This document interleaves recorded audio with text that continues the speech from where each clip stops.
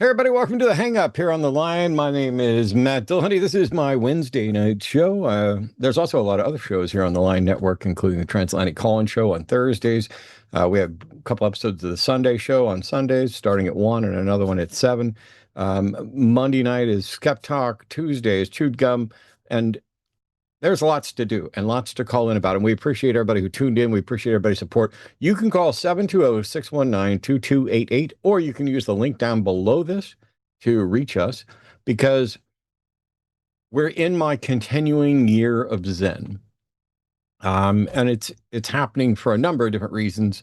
Some of them aren't even the ones people might suspect. But what that means is, since I have a reputation, I mean, the show's called The Hang Up because I hang up on people. That's still going to happen, but it's going to happen in a slightly different fashion. Um, I'm going to be cool, cool, yo. No yelling, no crashing out, no losing it. And if a poll, we can put up polls on occasion if somebody thinks that I did crash out or lost it or whatever else. If a poll says yes, I did, then I'll be donating to charity, which is a good thing anyway. So it gives me an excuse for if I happen to lose my Zen some, something good will come of it. I'll learn a lesson, somebody will benefit. But generally, we're just going to view this as like the crash-free zone.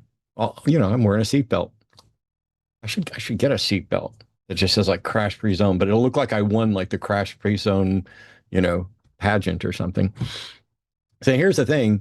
If you're a caller out there and you believe in something that you suspect we don't, and by the way, we don't necessarily all agree on everything. I mean, we don't believe that there's God, but not every atheist has the same view on supernatural things and moral things, free will, politics, any number of the. If you believe that there's something that you think we've managed to get wrong, or we desperately need to get right, if you can explain what you believe, why you believe it, and more importantly, do it in a way why we should also believe it, why we should agree with you, and doing it in a way that's understandable to virtually everyone, that's what we're looking for. If it requires a bunch of specialized knowledge and jargon, we'll do our best to, keep up and ask questions. But the big thing is to explain why other people should share your belief. If you think, hey, for example, there was a period, I'm a former believer. I'm a former Southern Baptist fundamentalist evangelical Christian who walked down the aisle at the age of 5, accepted Jesus into my heart, was active in the church for years, and was studying to be a preacher. And at various times, I had different justifications for my belief. Most of the time, I thought there were good reasons and evidence, but a good chunk of it was I just accepted the Bible. And my primary reason was something that a lot of apologists might call the inner witness of the Holy Spirit. It's something I now understand was not justified. It wasn't justified for me, but it's an excuse that I would use when I had a belief that I couldn't justify to other people. Because if you imagine, hey, I'm hungry. I know that I'm hungry. And by the way, I am hungry. But and that'll make me cranky for the show. I should have eaten. Oh, see, there's going to be a food crash out. Anyway, if I'm hungry, I don't have any way of proving that to you. That's my inner experience. And yet it's clearly true. Just like I know whether I'm right or left-handed. I know how I feel about things. I know what I think about things. And quite often religions and religious apologists will act as if they know your thoughts better than you do because they think they have a friend or God. Not everybody thinks God's their friend, but they think they have someone who does know how you think. And so I would give that sort of inner witness to the Holy Spirit. That's not going to be particularly helpful, but if you've had experiences that you find overwhelming that you think should convince other people, we're happy to listen to those things as well. So not going to be yelling. I may still utter profanity because I enjoy it. Um, I I may be I may still be no nonsense in engaging with people, but we'll see. I don't have any plans to. I don't even really have to say anything, especially when I have such great guests and coworkers here at the line. Um, well, I'm trying to kind of prove a point, and I need your help to do it. So 720-619-2288. If you can explain why we should believe in your God, your religion, your moral values, that boils down to rather simply telling us what you believe, answering a few clarifying questions. Please be patient. There's tech issues related to delays, and so we're going to have to talk over each other. Don't try to get 23 things in. Don't gish gallop. This isn't a race. You will, in fact, get to say more if you pace it out in manageable chunks. Like, hey, here's my thoughts on this. Give me a second to do this. Boom. Let us process it, ask clarifying questions if we want, and then you do it in a back and forth. We're probably going to interrupt. I hope I don't have to put anybody on hold. Sometimes I have to for technical reasons. Sometimes you have to because some people are really not good at figuring this out. And then the other ones happen just because evidently I like to talk more than any 5 people put together. So, or at least that's what I've been told.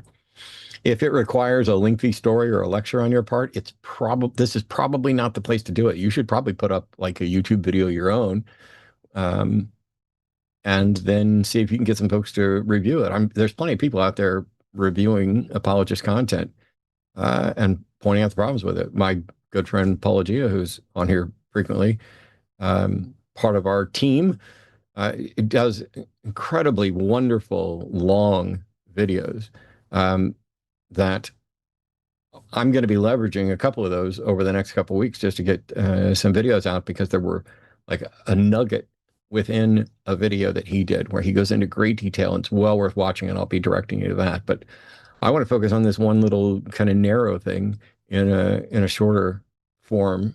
And so, yeah, I'm happy that I get to work with so many people. One important thing to remember, I know we're going to end up repeating this. Nothing about your justification for believing what you believe is in any way impacted by what Brady or I believe. So I will do my best to answer the questions that you ask me if they're kind of relevant. But what happens quite often is somebody will be like, oh, let me ask them this so that I can tailor my response to whatever they say. But that shouldn't matter, because your reason for believing existed in your mind, independent of anything I've ever thought or said. Unless, of course, you're younger than me and you were listening to me and something I said made you believe in God. Then you can address what I said. But largely, you don't need to know what we think. But we'll still try and, I'm good with a conversation. And at the end of the day, if it's just a matter of, hey, you have a reason for believing, but it shouldn't be good enough for anybody else. I don't know if it should be good enough for you. Sometimes people give me reasons and I'm like, yeah, if I were in your position, that would not warrant belief. But you don't get to choose what you believe. You either become convinced or you don't, and you can become convinced for good reasons or bad reasons. So that's about it. Please join me in welcoming my friend Brady, who's on here whenever I can get him on here. How are you? What's up? Chilling. How you be? I've been better, but I'm doing all right. I'm on the right side of the dirt. Okay, I'll take that. We got calls lined up, and I Okay, figure you and I can visit in between, or if there's a lull or whatever else. It's always great to have you on here. let's get And rolling. Brady already knows, by the way, he should talk over me, shut me down, step in, direct things, and I need that, because I need to be able to just let me keep my zen. But our first caller today, here we go. We've got Steve. Pronouns are he, him. Steve is a theist who has some sort of information about Donald Trump and the god of MAGA. Steve, what's going on? Welcome to the show. Hey, Matt. I want to say, first of all, I've been watching you for a few years now, and I'm very impressed with the efforts that you're making to solve the crisis of a world gone mad. However, sadly, you're not winning the battle. No one is winning. In fact, everyone is losing. And my purpose is to bring some sanity to the storm. And there are a few key things that have to be dealt with that are not being handled correctly. And if we don't start handling it correctly, the machines are just going to take over and remove humans from the equation. So we better solve this shit right quick. Therefore, there's a few things I'd like you to consider tactically in terms of what you're doing, and also in terms of the actual battle we're fighting versus the battle that people think is being fought. That's the battle everybody's losing. We need to actually fight the real battle. And at this point, the only person winning the real battle, sadly, is Donald Trump. What do you have to say to all that to start with? I have no idea what you're talking about, but how are the machines going to win if Trump's winning? Well, let's just maybe I didn't open up correctly there. Forgive me. I've never called into any of these shows before, and I'm not really up on the game as much as maybe others. According to this, you called yesterday. Think about this. I did. I got put on hold, but I didn't make it into the actual show. Okay. So the most thing to concern right now, presuppositionalism, for example. I saw you actually brought to tears on one video from recent months, just over the frustration of dealing with these people. What the hell? Why are they thinking what they're thinking, and how do we handle them? There's no effective handling them thus far. They have been a complete force of static chaos disrupting the conversation. And the way sorry, that they who have are we talking about? things is Because very dangerous. I'm trying. Okay, we need to back up to. Okay. Yes. I thought we were talking about MAGA and machines, and now you've switched to presuppositionalists. I don't think I've been brought to tears by presuppositionalists. I've been exposing the problems with presuppositionalism for decades. And, I mean, Matt Slick's probably one of the better known ones who I've engaged with a bunch of times. Matt and I actually are friendly. But okay, so let's take a half a step back here, Steve, because it sounds like this call is going to be a lot about me, and I definitely want to make sure that that Brady's involved as well. So we need to pick one topic and start there, because you talked about presuppositionalism, MAGA, machines, and the actual battle versus the battle people think we're doing, and you had tactical considerations. Pick one thing and let's just sort it and go from there. Okay, very good. And I apologize for being all over the place. I'll pick one thing: the presuppositional battle and tactics in handling them. All right? Let's just zero in on that for a moment, if we may. Let's take what by the way, Darth Dawkins. What by the way are you considering presuppositionalists? Because I don't see a battle with presuppositionalists. Presuppositionalism as defined by Cornelius Van Til, the new approach that apologetics took when it realized it had lost the battle of the old-time religion against Darwinism and needed to come up with something new, as we know, which is the philosophically based, contingency argument, all of that, okay? The entire presuppositionalism racket. Well, contingency arguments aren't presuppositional arguments, but also I don't feel that there's a battle with presuppositionalists, because presuppositionalism breaks down at its very foundation, which is if you're trying to demonstrate that there is a God and you presuppose a God as an explanation for something, you're not making an argument, you're not providing evidence, you are in fact presupposing the very thing you're supposed to be demonstrating. Right, correct. The battle I'm referring to is the battle for the hearts and minds of the youth of today, for example. Presuppositionalism has become hugely popular with a certain section of radical intellectuals amongst what is often overlapping with MAGA youth, not always, but is really about lost boys who have no one to give them any guidance in a world gone mad. So presuppositionalism appeals to them on the fake philosophical premise, and it makes them a disruptive force. So there's not a battle against presup in the term of that it's actually got a valid argument that we have to defeat, but it is a force for chaos in the minds of those who should be thinking about other things. Okay. I'm going to need you to kind of buckle down and be specific because you're talking about the hearts and minds of some people, but like, can you point to the problem that you think you have a tactical solution for? Because I we're still at this. Okay, now we're talking about Right. presuppositionalism, and you're like, this is appealing to some aspect of the youth. What youth is it appealing to, and why is it a problem?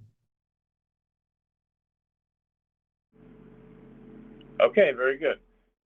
So the rise of presuppositionalism, I like to say presup, the word tanglement, Sure. has gone in tandem with the internet forums, Clubhouse, for example, Reddit, etc. The way that is now TikTok is the hot thing. Whatever. Point is, it's a rapid fire delivery system of social media that taps into a population demographic of mainly the youth, mainly smart people who have, fallen for the presuppositional lie that it's the answer. It's so philosophically awesome. And there's a level of deception there that is not easy to see when it's being sold to you, especially if you're coming from a completely lost boy point of view. So my point of the whole thing is that it needs to be defeated on its own premise, not because whenever, for example, any presup call that I've seen you guys handle, you call out their basic assumptions, and they hold fast to the whole God is the necessary precondition for all facts, and there can be no facts without God, etc. And there's a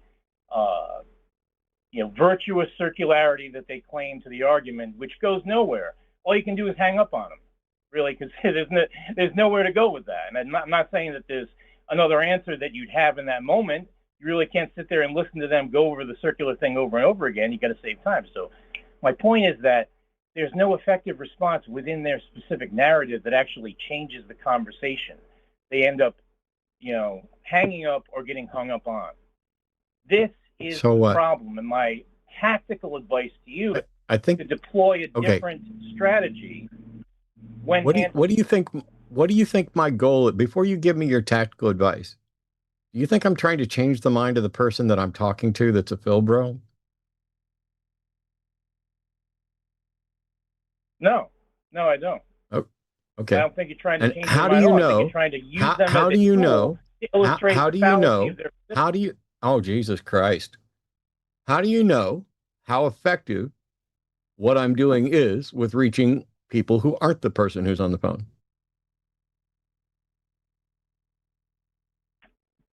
Well, that's an interesting question. We obviously would never be able to estimate that with any truth content. Okay, so what makes you think I'm not being effective and that you have a plan for me to be more effective?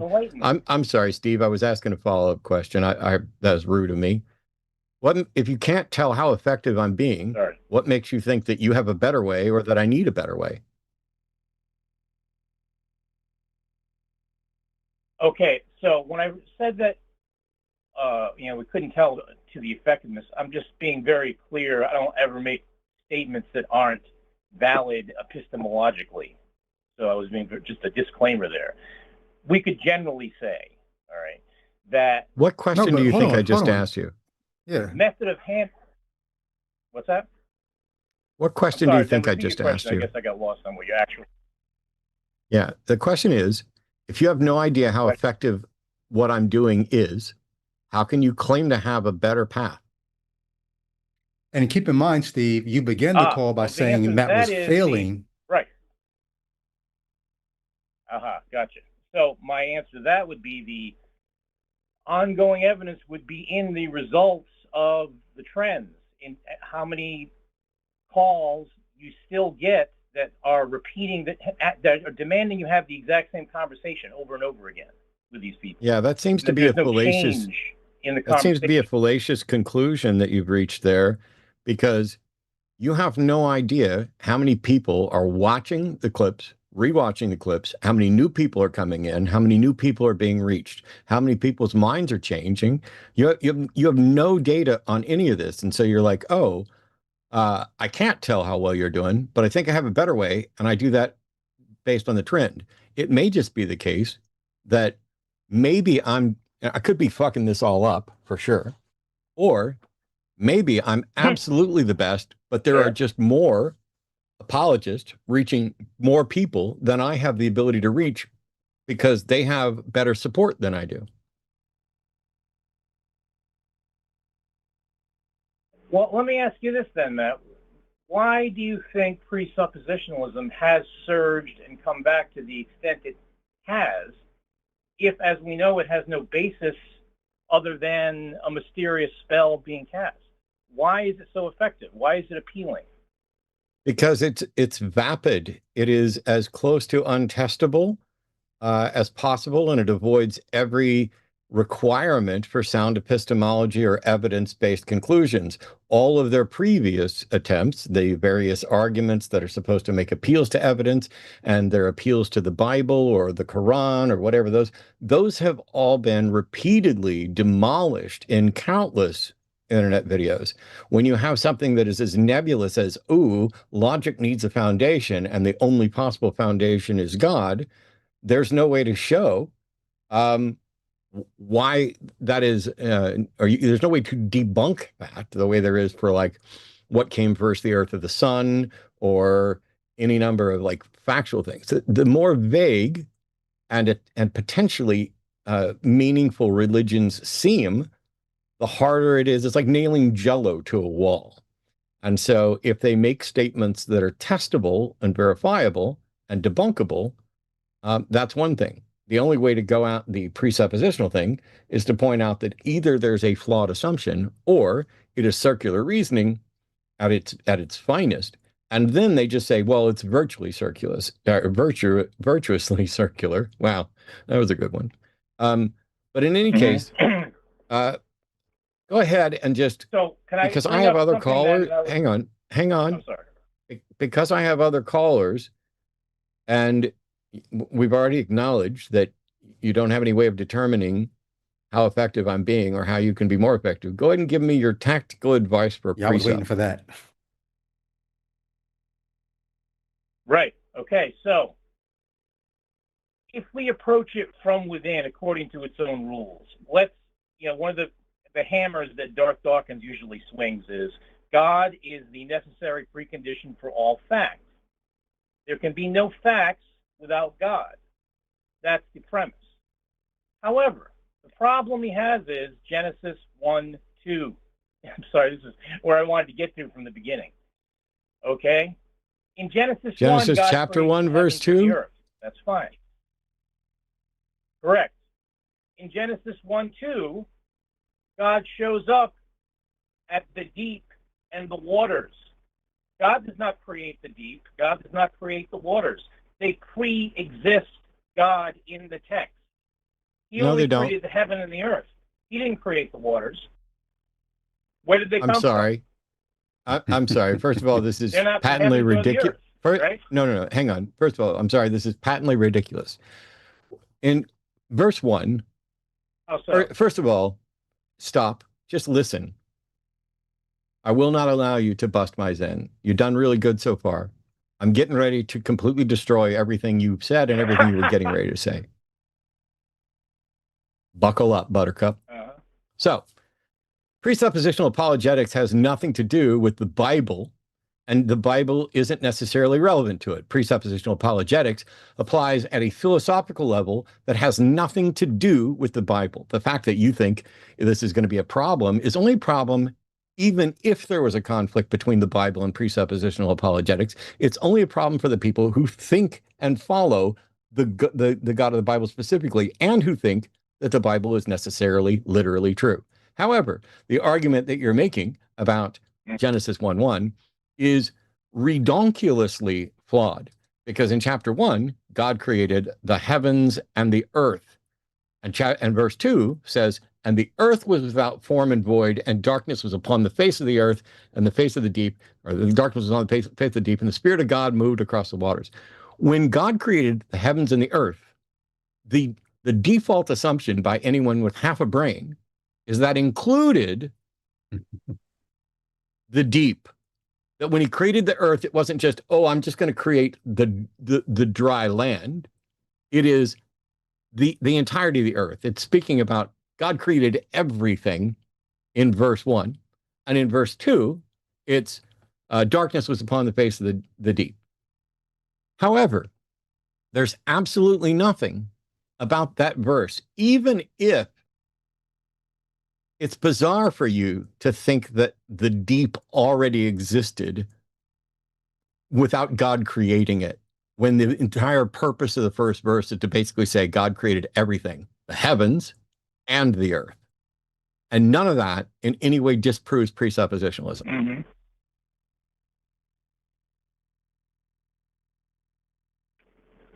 Your assumption that the deep is part of the earth is an unwarranted assumption.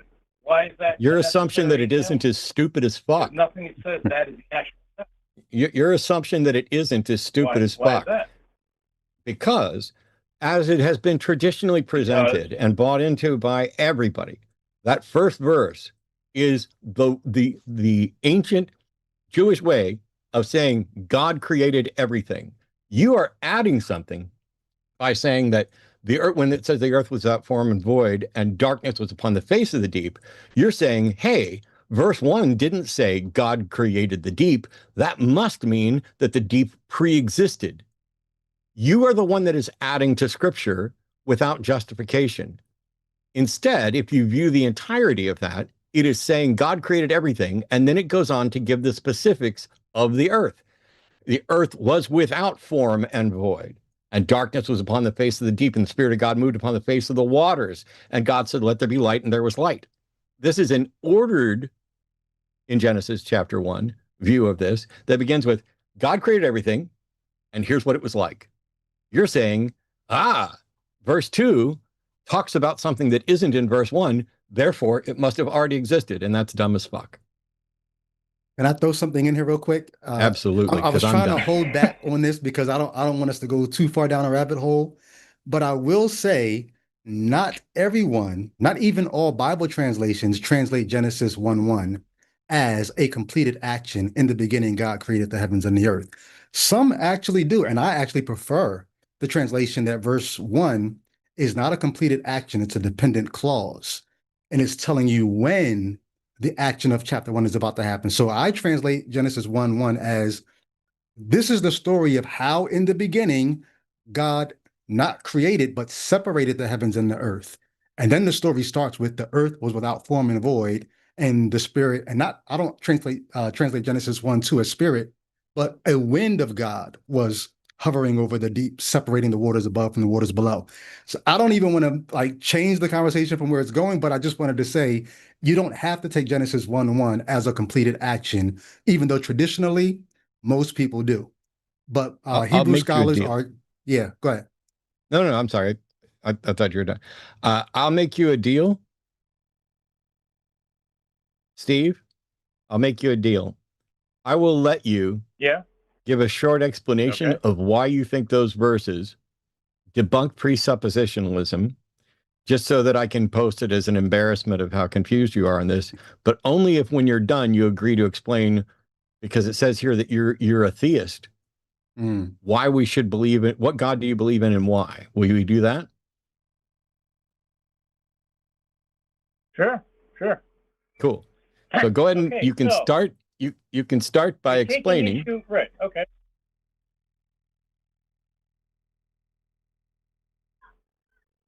Okay. Should I go? Start by explaining how Genesis chapter 1 verse 2 debunks presuppositionalism. Okay. So you disagree with my interpretation of the text, which says that it is possible to view the deep, since it is not created specifically in the text by God, as not being, you're saying it cannot possibly be a pre-existent thing. Now, just, there's nothing in the text that specifically says he creates the deep. You're assuming that it's part of the earth, and fine, you make that argument. I understand that's the popular argument, okay? Consider, though, a possible alternative. If the void that pre-exists creation is perceived as the deep. What you are talking about is the same exact God domain covered by the Lovecraftian concepts, outer darkness, chaos, the indifferent cold universe that exists, whether we even understand it or not, etc., etc. That's really what the deep is. And when you talk about the waters and what's in the waters, you have this notion of the cosmic intelligence that dwarfs humanity and is pre-existent to everything that we would consider. Now, this places Yahweh, the God of humanity, in his proper context, which is he's not the creator of the universe. He's not the creator of everything. He is the creator of the earth and local consciousness and our world, which is not the be-all, end-all, okay? That's the implication if Genesis 1:2 is read as the deep pre-exists God. Now, what that relates to for presuppositionalism, if there are facts that are not dependent on God, their entire claim is nonsense. Therefore, if the deep precedes God, obviously that is the holy hand grenade that blows up their whole structure. Okay. So did I adequately explain my position on Genesis 1:2? Yeah, and you're horribly confused. I'm gonna give you a quick response, and then we're gonna move on to you explaining which God you believe in. Okay, laugh it up, fuzzball. But we're gonna. So first of all, Sure. you were talking about Genesis 1, and you referred to Yahweh, but Genesis chapter 1 doesn't include Yahweh. Genesis chapter 1 refers to God as Elohim. It's not until Genesis chapter 2 that it becomes Yahweh Elohim. Additionally, it doesn't. Just because it says God created the heavens and the earth doesn't mean that's really. I'm sorry. I don't know why you're. I don't know why you're you speaking know, right now. I don't know why picking you're them out of a speaking right memorial now. I don't know why you're speaking right now.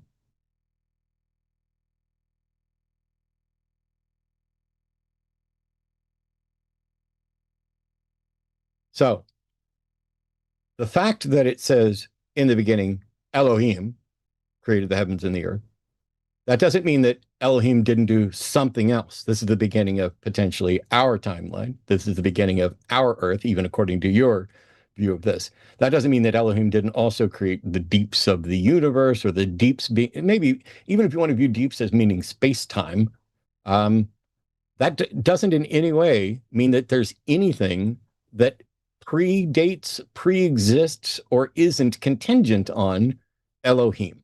That is an assumption on your part that you're making. I'm going to guess we're going to find out exactly why when we find out which God you're advocating for and why you think we should believe it. But it's not until chapter 2 that Yahweh, that particular name enters the picture. So you were wrong to reference Yahweh for chapter 1, as far as I can tell. But there's nothing about, if I say, when I started this show, I welcomed Brady. That's true, but I also did stuff before I welcomed Brady.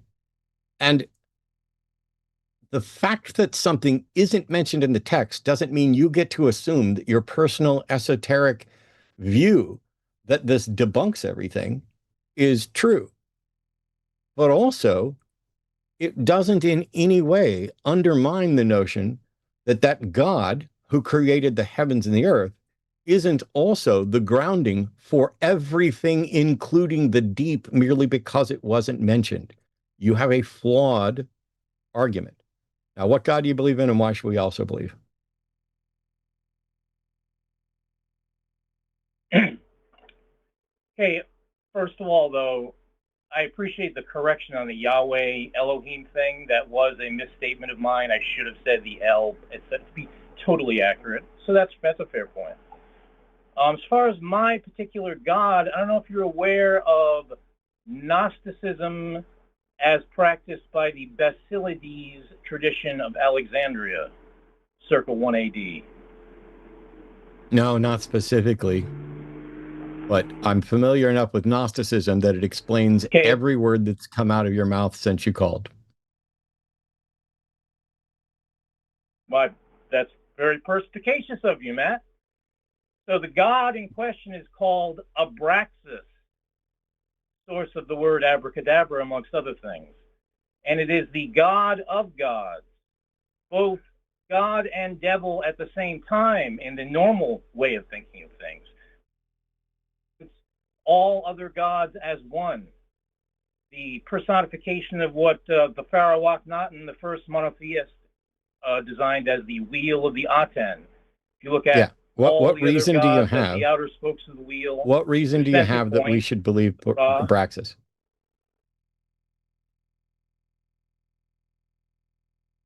Well, actually, I wouldn't recommend it for most people because it requires an oath of the abyss that most aren't capable of living up to. So I wouldn't recommend it for most people. I need to ask a couple of quick questions, Steve. Is it true that Abraxas is real? Sure. Should we believe those things and prefer to believe those things that are true? Hyper real. Okay. I'm just going to say goodbye now, absolutely. Steve. No. Because, all right, thank you for finally answering the question. Okay.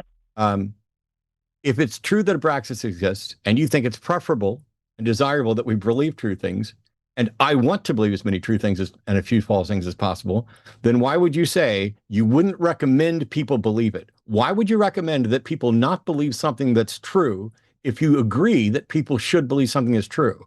How absolutely contradictory are you willing to be and pretend to be reasonable? No, I'm just being kind and being compassionate to my fellow man. No. Knowing that you're not. Would be you're not. driven insane. No, you're not. I don't need you to be kind. I need you. I don't need you to be kind. I need you. Come on. I don't need you to be a nice guy. I need you to be fucking honest. And if your position is that this is true and it's preferable to believe which things that are true, I'm being honest. then you shouldn't. Steve, right, goodbye. Matt, but the more truth Steve, you goodbye. observe, the further you get from the human baseline, and you're driven insane most of the time. Steve, say goodbye. Yeah. Yes. Say goodbye. Oh, okay. Goodbye. Have a nice night. Fuck off. All right. What a problem. Hilarious. I'm glad we have a bunch of theist callers, and this is great. So we don't have to waste any more time with Steve's esoteric Gnostic nonsense. I'm sure there's a bunch of theists on hold who are already like, what kind of bizarre crap is this guy talking about? This is, I think I have in my seat. This is the whole thing. This is the whole problem with Gnosticism. It's all about finding secret wisdom, secret ancient wisdom, lost stuff. It's this. Oh, there's a secret hidden message here. There's a secret hidden message there. I have tapped into the secret mysteries of the universe that nobody else does. And that's why he's like, oh, I wouldn't recommend it for people because it requires a commitment to this and this and this. That's someone who doesn't care about truth, even though they'll pay lip service to the truth. Instead, they want to feel special. Yeah. They want to pretend that,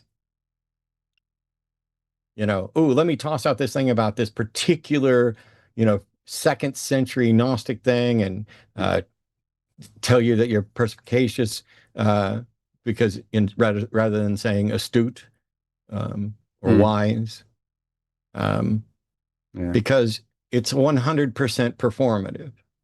It is absolutely notice me senpai, with senpai being the rough equivalent of, Cthulhu or whatever kind of crap you're trying. Look, I'm the one that found the secret. Let's go on to some actual theistic callers. And that'd be great. Yeah. So here we go. Gabriel's calling from Washington, pronouns are he, him. Gabriel's a theist, wants to know what evidence we would take to believe as evidence for a creator. Hey, Gabriel, you're on with Brady and Matt. Hi, Matt. Hi, Brady. How are you? Hey, what's up, Gabe? Doing pretty good. You don't worship Abraxas, do you? Huh? You don't worship Abraxas, do you? I'm sorry, I couldn't hear that very well. Oh, I was making a joke. I was saying you don't worship Abraxas, do you? I was referencing the last caller. Oh, no. Okay. Well, let's dig into it. Go for it. So this is my second time calling. I did call a year ago, like a little over a year ago. So this will be my second time calling. So that's kind of my question. And you know, if I sound a little stuttery or nervous, you know, like, you know, forgive me in advance. But yeah, so like what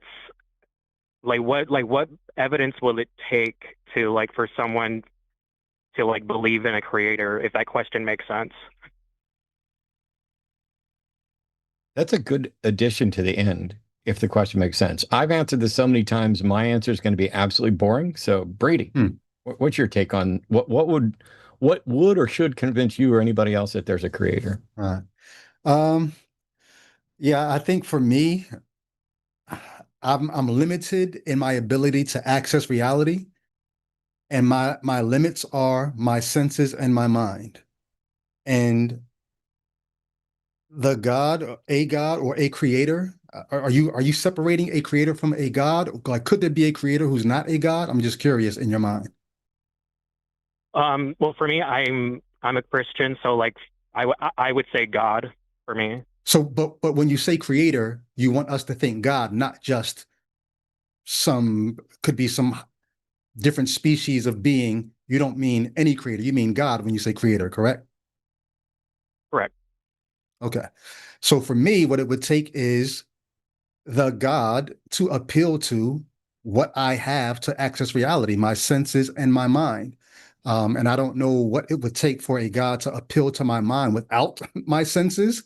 Like even if a God shows up in my dream, like is that accessing my mind without my senses? I don't know how I would adjudicate that idea. But even if it's in a dream, but not through my senses, how do I know it's real? So for me, it would take the God to be as real, if not more real, than everything else that I have to react and respond to. There could be a creator, a deist type God who never, ever, ever shows up. Should I believe in that God? I don't know if I did what it would do for me. So I'm more interested in a being or a God or a creator that I have to react and respond to, like I have to react and respond to you on this call. Let a God do that, and I will react and respond to that God in real time. Without that, I don't know what to do with God claims. My stock answer is similar, but I'll go with Brady's. Okay.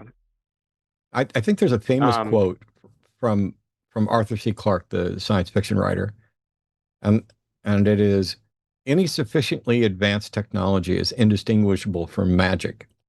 And the crux of that point is that how could you tell the difference between the actual creator God and something claiming to be or seeming to be the creator God that isn't actually that, but is making use of knowledge, information, trickery, and whatever that seems magic to you or seems creator-like to you? I don't know how to tell the difference between those two. And so my answer has always been that, or not always been, but for years it's been, I don't know what would change my mind, but if there is a God in the traditional sense, like the one I used to believe in, the one I think you currently believe in, or some version of it, I would say the Christian God should absolutely know what should change my mind, and the Christian God should be able to provide that evidence. And the Christian God has not done that, which means either that God doesn't exist or it does not want me to know it exists. Either way, it's not my problem. Right. I'm just processing what you're saying and taking my time to go think before for I it, say because anything. it's a little unfair. Brady and I gave you two similar answers, but it's a lot to think about, and they're very similar. But yeah, there's no rush. Yeah, and forgive me again. I'm just like a little nervous because I don't want to like say something stupid and then like I get smoked for it because I know like Matt, with all due respect, you know, like you're a Yes. master at debating. So like I know you would easily smoke me, but The thing is, so I just go ahead. Sorry. it's not saying something stupid that's likely to get a rar type thing. It is confidently expressing like stupidity as if it's superior to actual evidence. You're just asking questions, and that's fine. That's good. Yeah. And you know, my question for you, and you may not have the answer right now, and take your time and think.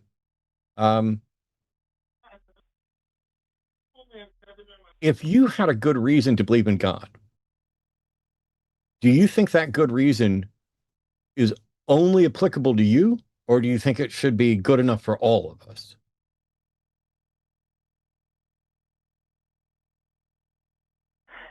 You're saying that if I had a good reason to believe, if there was a good reason to believe in God, would it be enough for me or for everybody? What you're asking? Yeah, like I mentioned at the beginning of the show, there was a period of time where I said I believe because of the inner witness of the Holy Spirit, and I can't give that to anybody else. That's just something that happened to me, I thought. And so, but if you think you have evidence for it, then I guess the issue is you need to present the evidence that convinced you to see if it and whether you think it should also convince us. There are people who are like, for example, I'll pick a common kind of apologetic one.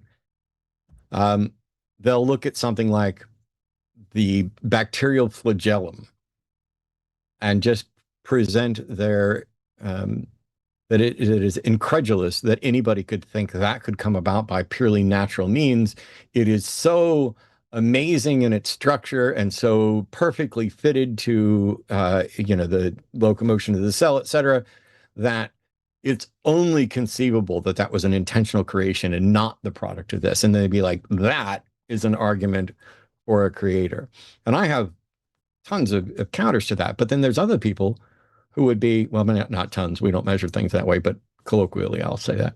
Then there's other people who are like, yeah, I don't think you can demonstrate God with evidence at all. They think that, faith is somehow a requirement. So I guess it kind of depends. Like, to me, faith is the excuse people give for believing something when they don't have a good reason. If you have a good reason, you don't ever make an appeal to faith. If somebody says, hey, why do you think, vaccines aren't responsible for autism? Evidence. Nobody says, I take it on faith. Nobody takes it on faith that the earth is round. And so I think the real issue here is I can't neither Brady nor myself can say, oh, we would need evidence of this exact type in this quantity, in this fashion, because it's going to depend on the God. And so all we can really do is say, hey, present the thing that you think should convince us, and either we'll be convinced or we'll be able to hopefully tell you why we're not. That makes sense? Yeah, makes sense. Yeah. You have a point. Can't argue with that. Gabriel, can I ask, when you became a believer in God, did you become a believer because of evidence, or did you become a believer because of maybe claims that just seemed like, well, why would these people lie about this, or a need that you had maybe? Why did you become a believer, if you can remember back to when that was? I grew up in it. So I actually grew up Pentecostal. I'm sure you've heard of them, like Apostolic Pentecostal. Yeah. So that's how I grew up, and it was my parents that raised us and all that. So, for the evidence part, no, I was just grown up into it. And, when I reached because I'm 31, but when I was when I reached 15, you know how it is, like when you're a kid, it's always boring to go to church. When you're little, you don't want to go and all that, but I had to go. I didn't have a choice. And if I didn't go to church, I was going to get kicked out. So, kicked out of what? I mean, not that extreme, but if I didn't want to go to church, then, okay, well, pack your bags, you're out of the house. I'm not saying my parents were horrible people. I'm not saying that, but it was just very strict because the Pentecostal religion is very strict. As long as you're under my roof, you're going to church thing. Yeah, basically. So that's I kind of had the same thing, but I actually enjoyed it, and I went to church more often than my folks did. Yeah. Oh no. I mean, I did enjoy it too. I did enjoy the sermons and all that. I mean, I haven't been to church in a long time, but I still have the belief in me. But to answer the question, for me, I wouldn't say it was on evidence. I think I don't know if this is going to be a good answer, but for me, I think it was more comfortable, if that makes sense. Yeah. When I say comfortable, I mean because I grew up into it. Yeah, you're familiar. It was familiar to you. Yeah. It made the world seem right. You've heard this your whole life growing up. And I would imagine if you grew up in a Pentecostal church, you probably had times where you thought you did have evidence. If you're seeing people speak in other tongues and that's, said to be by the Spirit, or they're laying on hands and somebody's like, oh, my headache is gone or whatever. I would imagine some of that stuff probably did count for you as a kind of evidence, though you may not have been cognizant enough to go test that evidence at the time. So I could understand why you would believe. I guess I'm wondering if someone came to you today for the first time and tried to tell you about a Jesus and a God and a creator and all of that, what kind of evidence would you demand? Or would you just say, that sounds like it might be true? I would want to see evidence, like for example, and for example, I would, if somebody were to say like Muhammad or Allah and stuff like that, or Judaism, I would want evidence for that too. I'm just making an example. I'm not saying like, not saying anybody's wrong, but I would want an example too. Coming from a Christian background, it probably would be the same. Like if I grew up in a Muslim family, or if I grew up in Judaism, or if I grew up in Hinduism, it probably would be the same thing, if that makes sense. Would it suffice if they said the evidence I have is that people were willing to die for this? Would that be good evidence for you? Like, what would, and I know I'm asking you to kind of put yourself in a position that you're not in, but if you could kind of critique just your own worldview, pretend you didn't hold it, what would it take to make you hold it today? I guess I'm just curious, because sometimes theists come to us as if we're being like somehow incredulous or somehow ignoring facts or strong evidence, but we're sitting here asking for the strong evidence. And I guess I like to just put it back to the theist. Like, if you had to decide to follow a God and this God, like, what do you think you have or the faith offers you that would make you say, sign me up?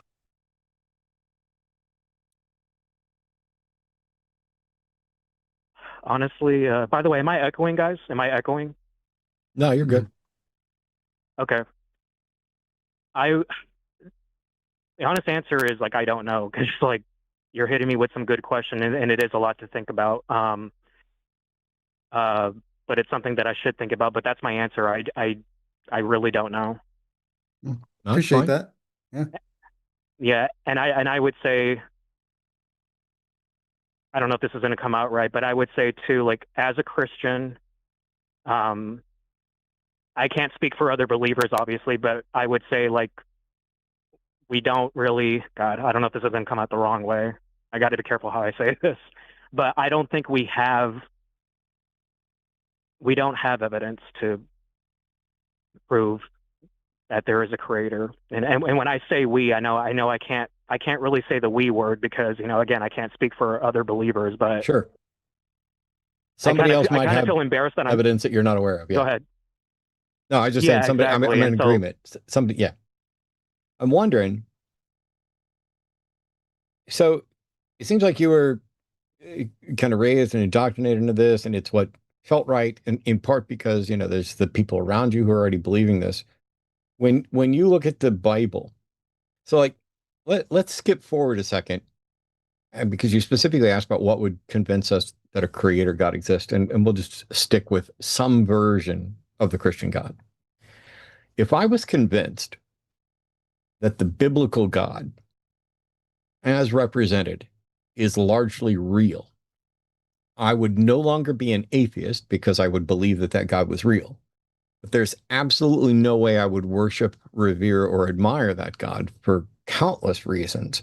I find the God of the Bible to be grossly immoral, incredibly problematic, and I don't find that can be. I mean, maybe out of fear, because God can crush me like a bug, and there's nothing I can do about it.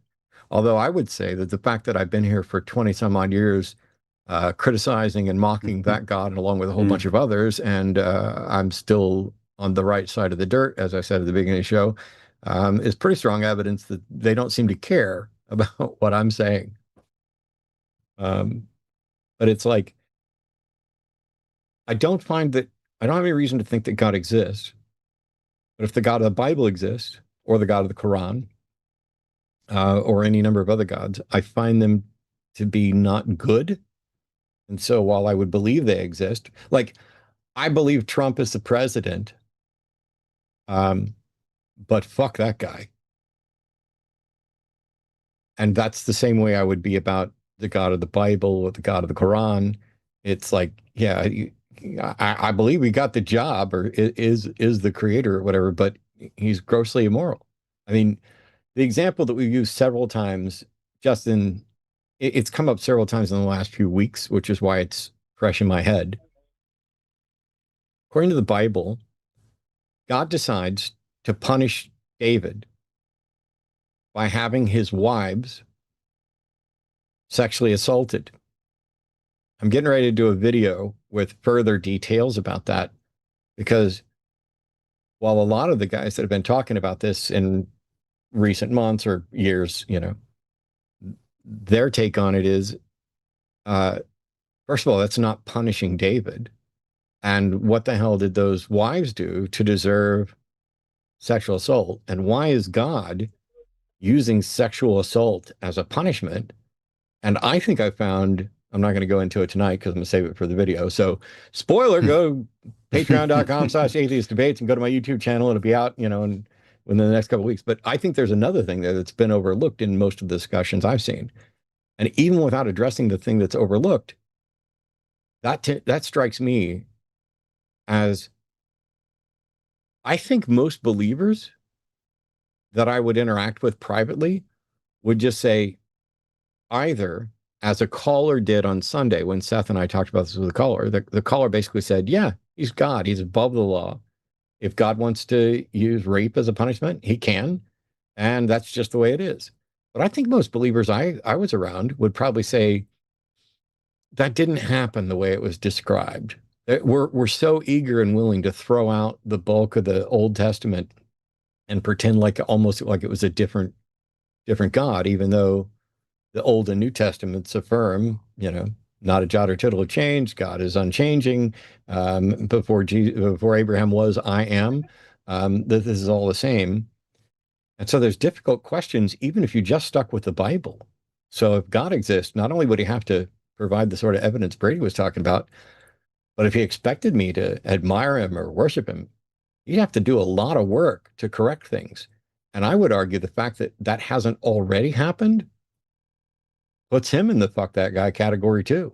Like if I was God and there was this much confusion and misrepresentation and people saying that I did things I didn't do or advocated for things I didn't do, I feel I'd have a moral obligation to correct that misinformation. And the fact that he hasn't either means that the information is correct or he doesn't exist, or there's, I don't know, some other explanation I can't think of. So I guess I'm glad that I don't have reason to think he exists, because how awful would it be to think that there's this moral monster watching everything you do and advocating for sexual assault as punishment, amongst other things. It's weird. It's not just weird. Weird's too mild of a word, but I don't want to dump too much on you at the same time. Yeah, and can I ask a quick question, Matt? Of course. When you say monster, like you're referring to like slavery in the book of Exodus, is that what you're referring to, like the slavery in the Bible, from what I understand? Well, at that point, I was just only referring to the setting up David's wives to be raped. But yeah, I would say that slavery is one of the areas where he's a moral monster. I would say that inherited sin makes him a moral monster. Substitutionary atonement, the notion that he set up supposedly in a Garden of Eden people to absolutely fail, knowing that that must be the case, and then decide to punish them and the entirety of the world afterward. All of it is monstrous. The notion of blood sacrifice and it's all bad. Yeah, it is, and I'm, it's common sense. I'm not going to disagree with that. All of it is bad. I mean, if God told me to do that, I would, and I know this is going to shock other Christians, but I would say no, which is weird and hypocritical of me to say, because people would say like, well, you're a believer, right? You would listen to God. I'm like, yeah, I would listen to God, but if it's not on those terms. you know, which makes me sound like a hypocrite. But yeah, you guys brought up a lot of good points, and sorry if I took too long, but Oh, you cool?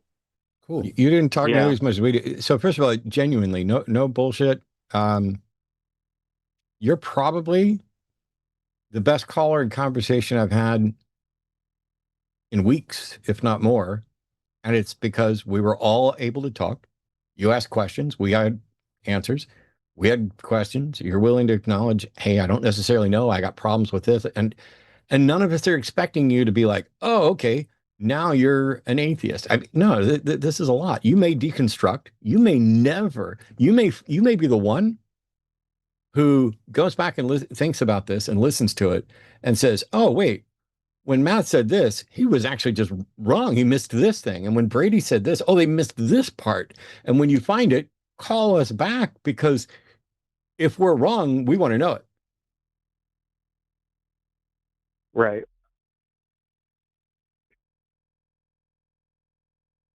Yeah, for sure. Anyway, thanks a ton, Gabriel. Hit us up. Good talking to you, also, man. you might want to look into recoveringfromreligion.org. They're not going to try and make you an atheist, but it is a way to have discussions for people who are struggling with their faith. And, call us back when you have more questions, and especially call us back if you get more answers. I mean, that's what we're all looking for. Yeah, for sure. And thank you so much, Matt. Thank you, Brady. And I appreciated the time. Thank you so much. My pleasure. Thanks. Bye. I noticed that Justin sent a super chat to hit him up. And so, Justin, I'm getting ready to send you a message in Discord right after we make this next call live.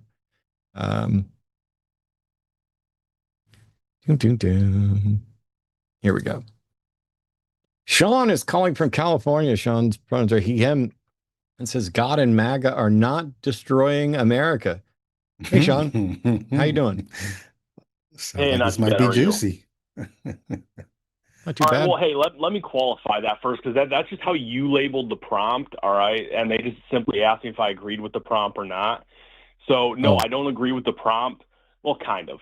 But I don't believe God's destroying America. I'm not politically minded enough to argue MAGA with you.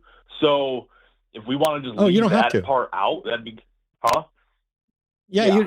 So here, let me explain real quick, Sean, and then I'll kind of back off of it and let you and Brady start talking. The prompts are there to get various calls. We do a lot of religious calls. We do some political calls. And so we put things up hoping to encourage people who disagree to call in, but you don't have to talk. You don't have to defend MAGA. You don't have to talk MAGA. You don't even necessarily have to defend or talk God. But if we're primarily looking for, hey, is there something we disagree about? Is there something that we missed? Do you have a reason that we should believe something you believe that we don't? And so, it doesn't matter what it is. You don't have to stick with the prompt. Okay. Yeah. So, well, I mean, we can go more or less with the prompt. Just I don't want to go too political, just because I'm not qualified. Neither am I. So, yeah. So, I mean, as far as the prompt go, God is destroying America, I would almost agree with it in the sense of, as a Christian, sometimes I look at America and wonder if we're a nation under judgment. But beyond that, yes, I would to counter your argument. I think we need more God, not less God.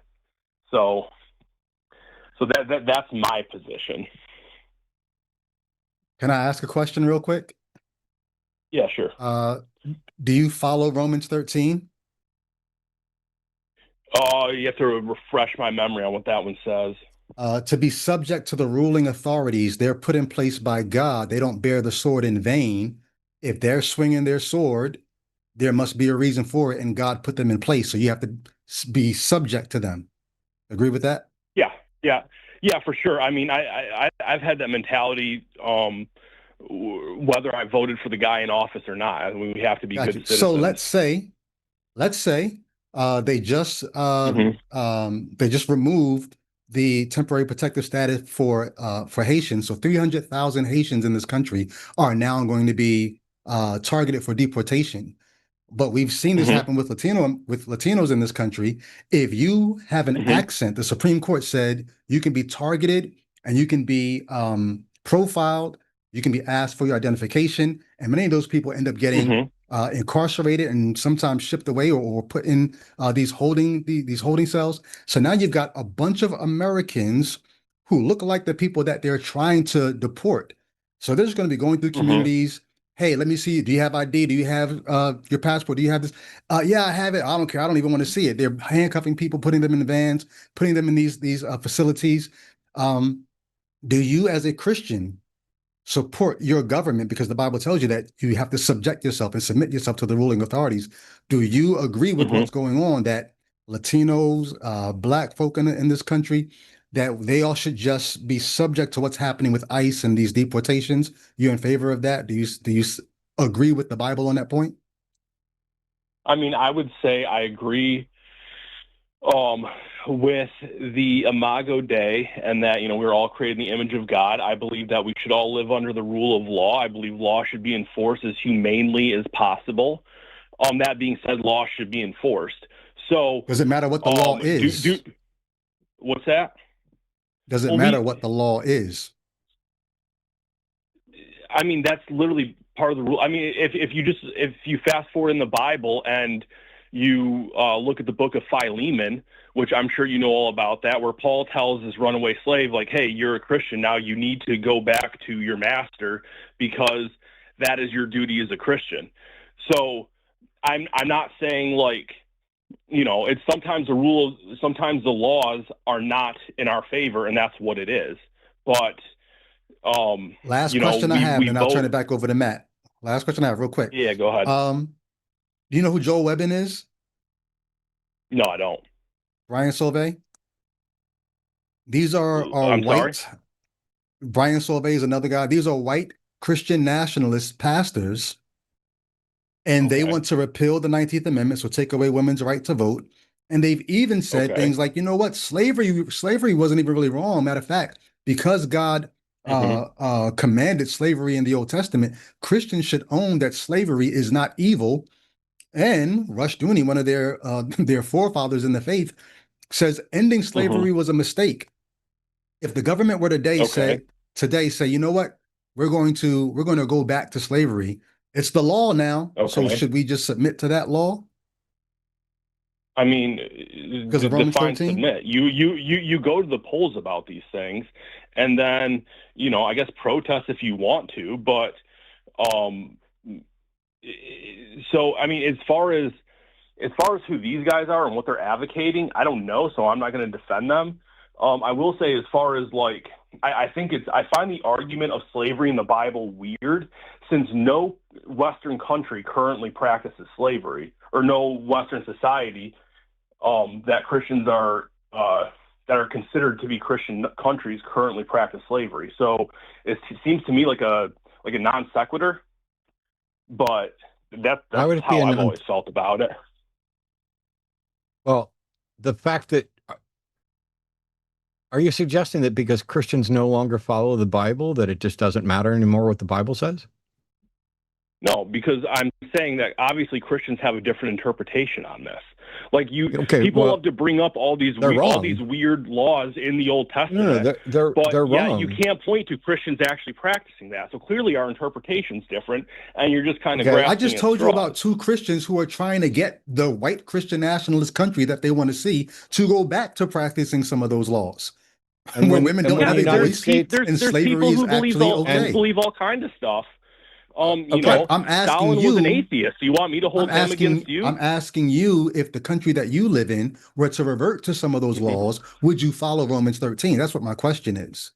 Would you submit to the authorities? If we somehow reinstituted slavery, how do you mean by follow? Like, would I own a slave? Would I move to a different country? Would I start a civil war? I don't know. I don't know what you're asking me. Would you object, or would you say, hey, guys, you know what? Would you turn to your, supposing you have Black friends, would you turn to them and say, hey, Christian friend, African American, it's the law, and Romans 13 says we have to submit to it? Would that be your advice to your Christian brothers? Submitting to the law does not mean that we don't take part in government. So yes, I would advocate for, against the reappropriation of slavery, obviously. As far as if we then chose to reinstitute slavery, how I would act then, I would continue to advocate against it. I don't know what that would look like. It's hard to say. It hasn't happened. Why? Why would you advocate against what? it when the Bible? Why would you advocate against it when the Bible is for it? The Bible's not for it. Oh, it's absolutely for it. But I'll get to that in just a second. I want to get back to something you said. When you talk about Philemon, what was the story you presented about Philemon? The story of Philemon, if I'm remembering it correctly, Philemon was a runaway slave. He ran into Paul. Paul preached to him. He converted to Christianity. What's that? No, you're completely wrong. Philemon was a rich, wealthy Christian who owned slaves. Then Onesimus was the runaway. Because the letter was. I'm sorry. You're correct. Because the letter was. I know I'm correct because I actually know the Bible, and that's my point. So Paul is reaching out, not saying to Philemon, you need to go back because that's your duty as a Christian, which is what you said before. You have every aspect of this story completely wrong. Paul is reaching out to Philemon. Not every aspect. I got the overall. No. You have literally every aspect. Philemon, if we rewind, as a matter of fact, I'm going to have to mute you. I'm going to have to mute you. I'm going to have to mute you if you keep talking over me. So just be quiet and let me correct you. Yes, just be quiet and be corrected, and you won't look so foolish next time. So what you said, and we can. Do I have to mute you, or just going to? Are we good? I'm literally waiting for you to talk, dude. No. You keep talking. So just stop until. Matter of fact, stop until I say your name. Cool. Thank you. So. I think if we rewound this, which we can do in editing, and anybody who's watching this, since it's recorded and it lives forever on the internet, would have heard you say that you thought Philemon was a slave, that Paul was saying must return to his master because that's what he needs to do as a Christian. But the real story is Philemon, in the shortest epistle of all of Paul's authentic letters, Paul is reaching out to Philemon, who is the slave owner, to say, hey, basically, can you let Onesimus go? Christians, other Christians, will often use this as if the Bible or Paul or Jesus are opposed to slavery. And they have to do that because if you go back and you read what's in Exodus 21 or Leviticus 25 and also in Deuteronomy, the Bible specifically has two sets of rules, depending on whether or not your slaves are Jewish slaves or whether or not they are Hebrew or Gentile slaves. And Jewish slaves have a different set of rules than the Gentile slaves. And that you shall buy your slaves from the heathen that surround you. They shall be your property that you can pass down to your children. You can beat them as long as they don't die within a couple of days. Here's exactly how you should treat them, how much you should pay for them, the value of men and women being different, how to trick them into being your slave forever, even if they are Jewish slaves that you are supposed to let go. It is all cataloged there in step-by-step detail. I've done not only multiple debates on this, but I have an entire video on my channel going through every verse in the Bible that specifically deals with slavery. But when Christians who don't know the Bible or don't care about the Bible realize that they're not able to provide a defense for what it says in Exodus 21 or Leviticus 25, they go running to Philemon and say, hey, Paul wanted his slave friend let go. You've somehow missed this entire narrative, and instead you presented Paul with the wrong character, being told to go back because that's his duty, as if that was the point of the story. So you've misunderstood what the Bible has to say about slavery, and you've misunderstood what Paul was saying to Philemon in his epistle to Philemon. Where in the Bible, what in the Bible can you point to that expressly says, thou shalt not own another human being as property? Because I can point directly to a verse that permits you to, more than one verse actually, that permits you to own another human being as property. Is it moral? Here's my question to you. Do you think it is morally correct and permissible to own another human being as property, Sean? No, I do not. Does the Bible present the owning of another human being as property as permissible by God? No. You are wrong. You are factually wrong. You don't know your Bible. You're embarrassingly wrong, as a matter of fact. No, we're talking about right now, right? Or are we talking about ancient Israel? I asked. Because those are two very different No. things. No. Correct. No. Okay. That's an awesome argument. How is it not? How has it nothing to do with modern day or how can you not separate modern day versus ancient Israel? We're talking about a book that evolved over 1,200 years of being written. I'm sorry. Do you have your Bible with you that you could open? Oh, sure. Okay. Go to Leviticus 25. Oh, shoot. I thought you were going to bring up something at least in the New Testament. All right, let's go back to ancient Israel. No. I know you thought that because you are monumentally ignorant of the Bible and everything about it. Benefit of the doubt. I don't need to give you the benefit of the doubt. You've repeatedly shown that you don't understand what you're talking about. I love where this is going. Sean, because I see the road that we're on. Let's go to Leviticus 25. Open your Bible to Leviticus chapter 25. Yep. Okay. Start reading at verse 44. Verse 44. All right. Verse 44. It says, "As for your male and female slaves whom you may have, you may acquire male and female slaves from the nations that are surrounding you. And you may also inquire for the sons of the foreign residents who sojourn among you. From them, they and their families who are with you, as for those whom they have begotten in your land, they also have become your possession." Possession. Yeah. The Bible specifically tells people that they are permitted to own people as property. And if you read all of verse 46, it's that you can pass them on to your children. You can bequeath them to your son. You can make slaves of them. But it also says, because you didn't finish verse 46, you may make slaves of them, but over your brothers of the people of Israel, you shall not rule one over another ruthlessly. Where in the Bible does it rescind? But hang on, there's two questions here. So, is there anywhere in the Bible where it changes that rule to where you cannot own people as property? Where it changes the rule? Yes, that allows people. Right. I want to say that passage. Hang on. Yeah. That passage permits them to own slaves as property that they can pass on to their children. Where is that permission rescinded? Yeah, so I would say that permission would be rescinded. I want to say it's Jeremiah 33, but I could be wrong on that one. But basically, it's when God marks the new covenant. But to answer your question, as far as no, you didn't answer my question. Well, I'm trying to. No, you're actually not. When you look at verse no, you're 40, actually not. No, you're actually not, because my question was, where is that rescinded? Right. And since you're not going to answer that question, I'll ask you a different question. Okay, fine. Here, give me a second to make sure I have the right passage, then I'll read it to you. Okay, you can look that up. And you can be quiet while I ask you the other question. Sure. Are you saying that it used to be morally permissible to own people as property, but it's not now? Is that your position? I'm saying that Israel was given a set of guidelines to operate in the time and place that they were in. I'm sorry. It was never permissible. Are you it saying, was a set of guidelines by which they should operate. I don't know why. It was never permissible? I actually do know why. I know completely why you are refusing to answer the question you're asked. It's because it exposes the immorality that you're willing to ignore. Yeah. And so the question is, was it ever moral to allow people to own other people as property? Yes or no?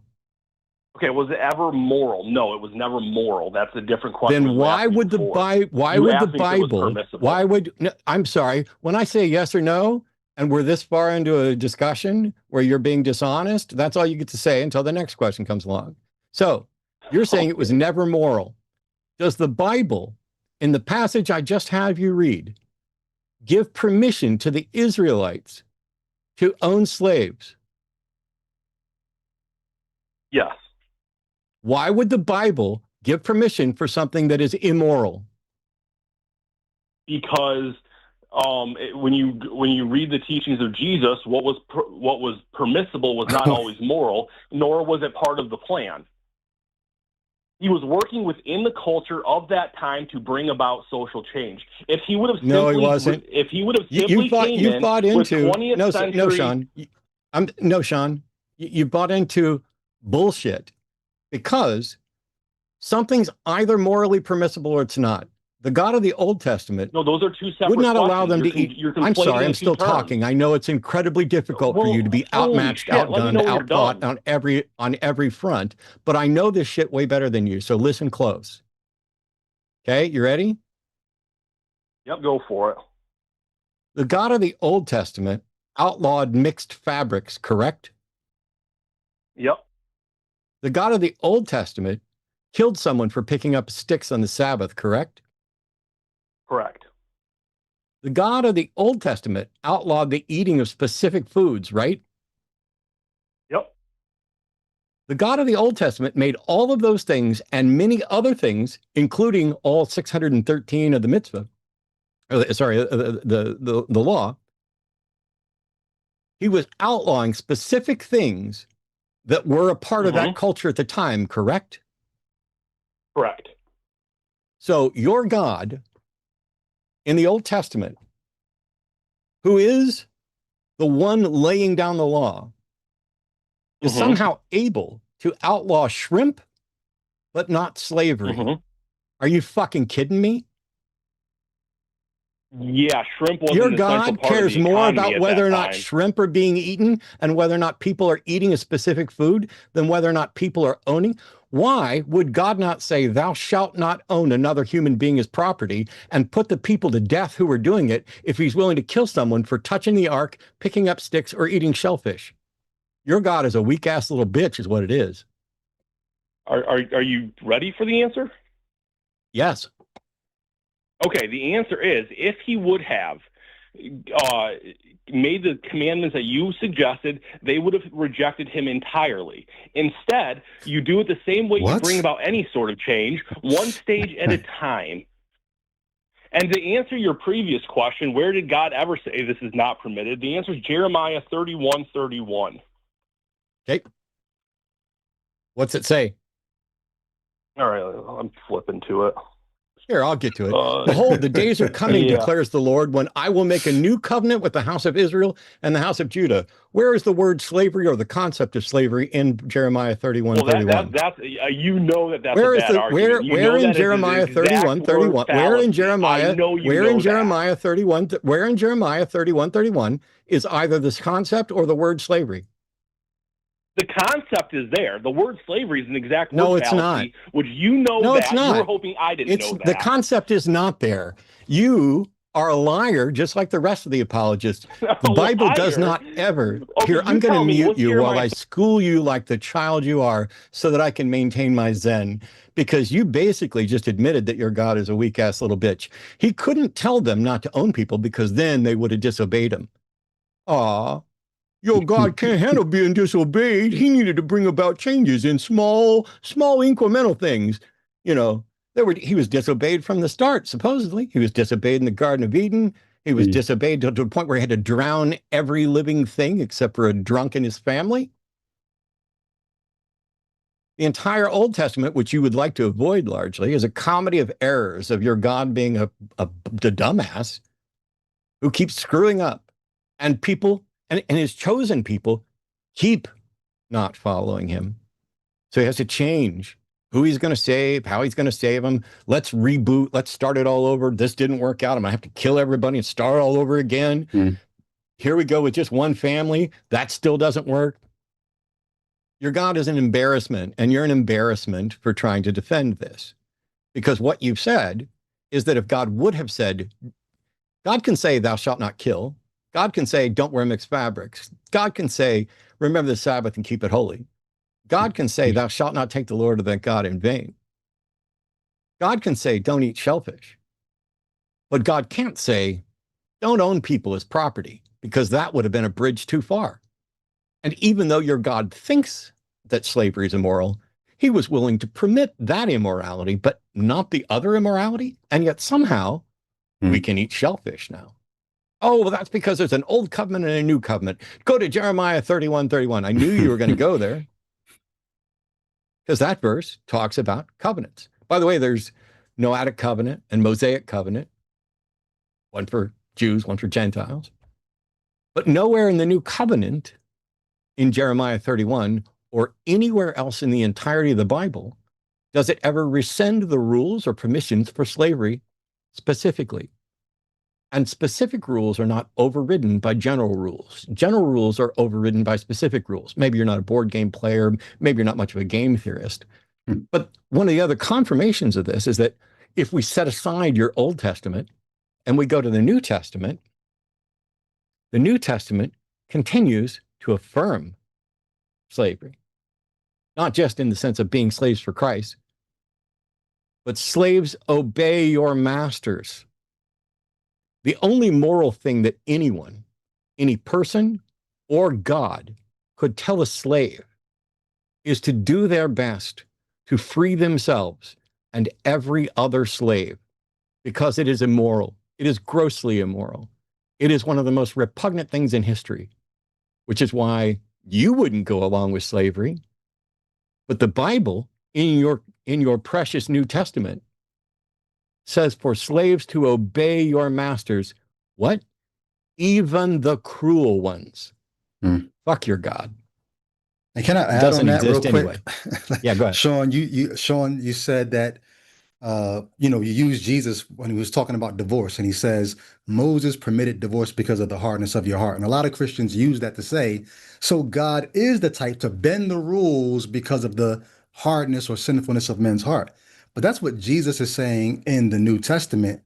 But when you go to the Hebrew Bible, what we as Christians called the Old Testament, Psalm 119 praises God's commandments, his statutes, his laws, his ordinances, all these different synonyms for the commands God gave.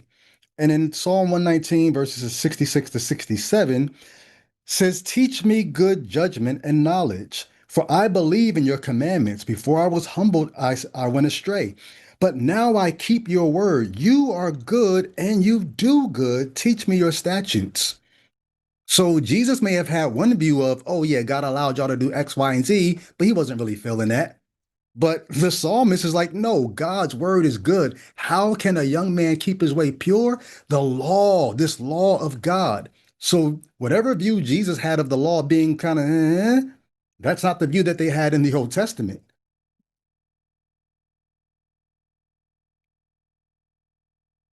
Am I up or am I still muted? You are unmuted. Oh, okay. Sorry. So was there a question there? No, you're free to say whatever you need to. Dismissive. I don't know what you want me to say. It's just something I'm to literally consider. answering your question about whether there's a question by saying, I don't have a question for you. I'm giving you a chance to speak, but I no longer care to hear what you think because you are willing to make excuses for slavery and lie about what the Bible says. So I don't care what you have to say, but I'm going to give you a chance to finish. All right, beautiful. So I would say that it's all based on the typology of the New Testament. When you look and you see like what is re-prescribed and what seems to have kind of fallen away with the destruction of the temple, so on and so forth. I guess temple 70 AD, but that's not the point. You divide the laws into three categories. You have social, which is just how Israel was to govern as a society. You have moral, and then you have ceremonial. The ceremonial went away with the death of Christ. The social ones we couldn't follow today, even if we wanted to. Those were just for Israel, such as slavery, to exist at that time. And then the moral laws, such as thou shalt not kill, those are the ones that apply to us today. So that is how both the laws fulfilled and still applies. So that is the typology we use to come up with the idea that, yes, slavery is not permissible. Okay. Unfortunately, that is absolutely vapid, unbiblical. And, we already knew all this because not only have I been doing it from this side for 20 years, but I did it from your side for more than 20 years as well and used all those same things. These are the excuses apologists make in order to make it palatable. But the reality is, if I were God, I could easily say, thou shalt not own another human being as property and kill anybody or or banish anybody or send people to hell or annihilation or whatever your particular theory is. Oh, they're not going to follow me. Well, if they're not going to follow me, they're not going to follow me. If not owning people is a bridge too far, I don't want them to fucking follow me. Those are the immoral, corrupt individuals. It's embarrassing how much you're willing to bend over backwards to make excuses for the book instead of doing what a lot of modern apologists do, which is say, yeah, the book's got some stuff wrong. The book's wrong about slavery. But you're still part of a religious tradition that says, ooh, we can't admit that the book got some stuff wrong. And we can't even blame it on people, because then you've got nothing to point to. You need the book to point to because you have no God to point to. And now you have no moral compass to point to. So thanks for calling, Sean. We'll see you later.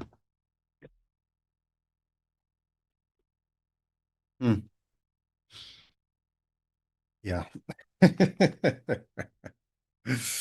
That always is a strange move to me. To, Jesus was saying God bent the rules for them. Like, what do you mean God bent the rules? Like, this is the law that says the word of the Lord will stand forever. Like, what are you talking about? I get it. And I've been in the same position that he was in to some extent, when I was a believer. When I first started coming across these things, it's like, oh, how do you make sense of this? The Bible is very problematic.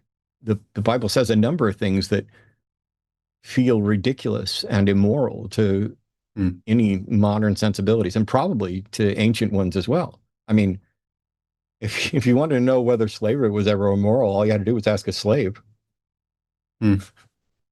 Or ask our owner, would you want to be a slave? That's Rawls' veil of ignorance too. Design the system that you're going to live in, right, not knowing who you're going to be. Are you going to allow slavery? Yeah. Remember, you could come in as a slave, or you could come in as a slave owner, or you could come in as someone who's neither. It's bizarre that the Bible explicitly tells them who to enslave, how to enslave them, where to buy them, how much to pay, which is especially stupid for a God that knows the future and knows that X shekels in this time isn't the same as what it's going to be much, much later. At no point does it ever correct this. Jesus is here. Yeah. Jesus says all kinds of stuff, supposedly. Knowing the future. And even if you were permitting slavery for whatever pathetic reason of just being, weak. I don't want them to not like me, so I'm not going to take their slaves away. That was hilarious. We'll be gentle. I really want them to love me, so I'll let them keep their slaves, but we'll try to make it gentler, where they can beat them, but only if they don't die within 2 or 3 days. We'll do that. The God who sent a flood wants to move incrementally to change the world? Like, really? I'm going to wipe out every human being on the planet except for one family in a boat. But I need to go incrementally on slavery.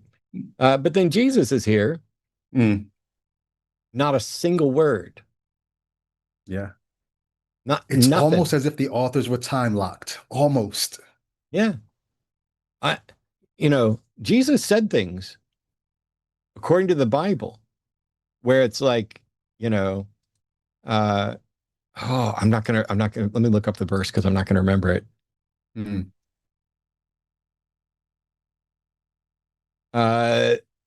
Matthew 5. Well, you've heard it said, eye for an eye, tooth for tooth.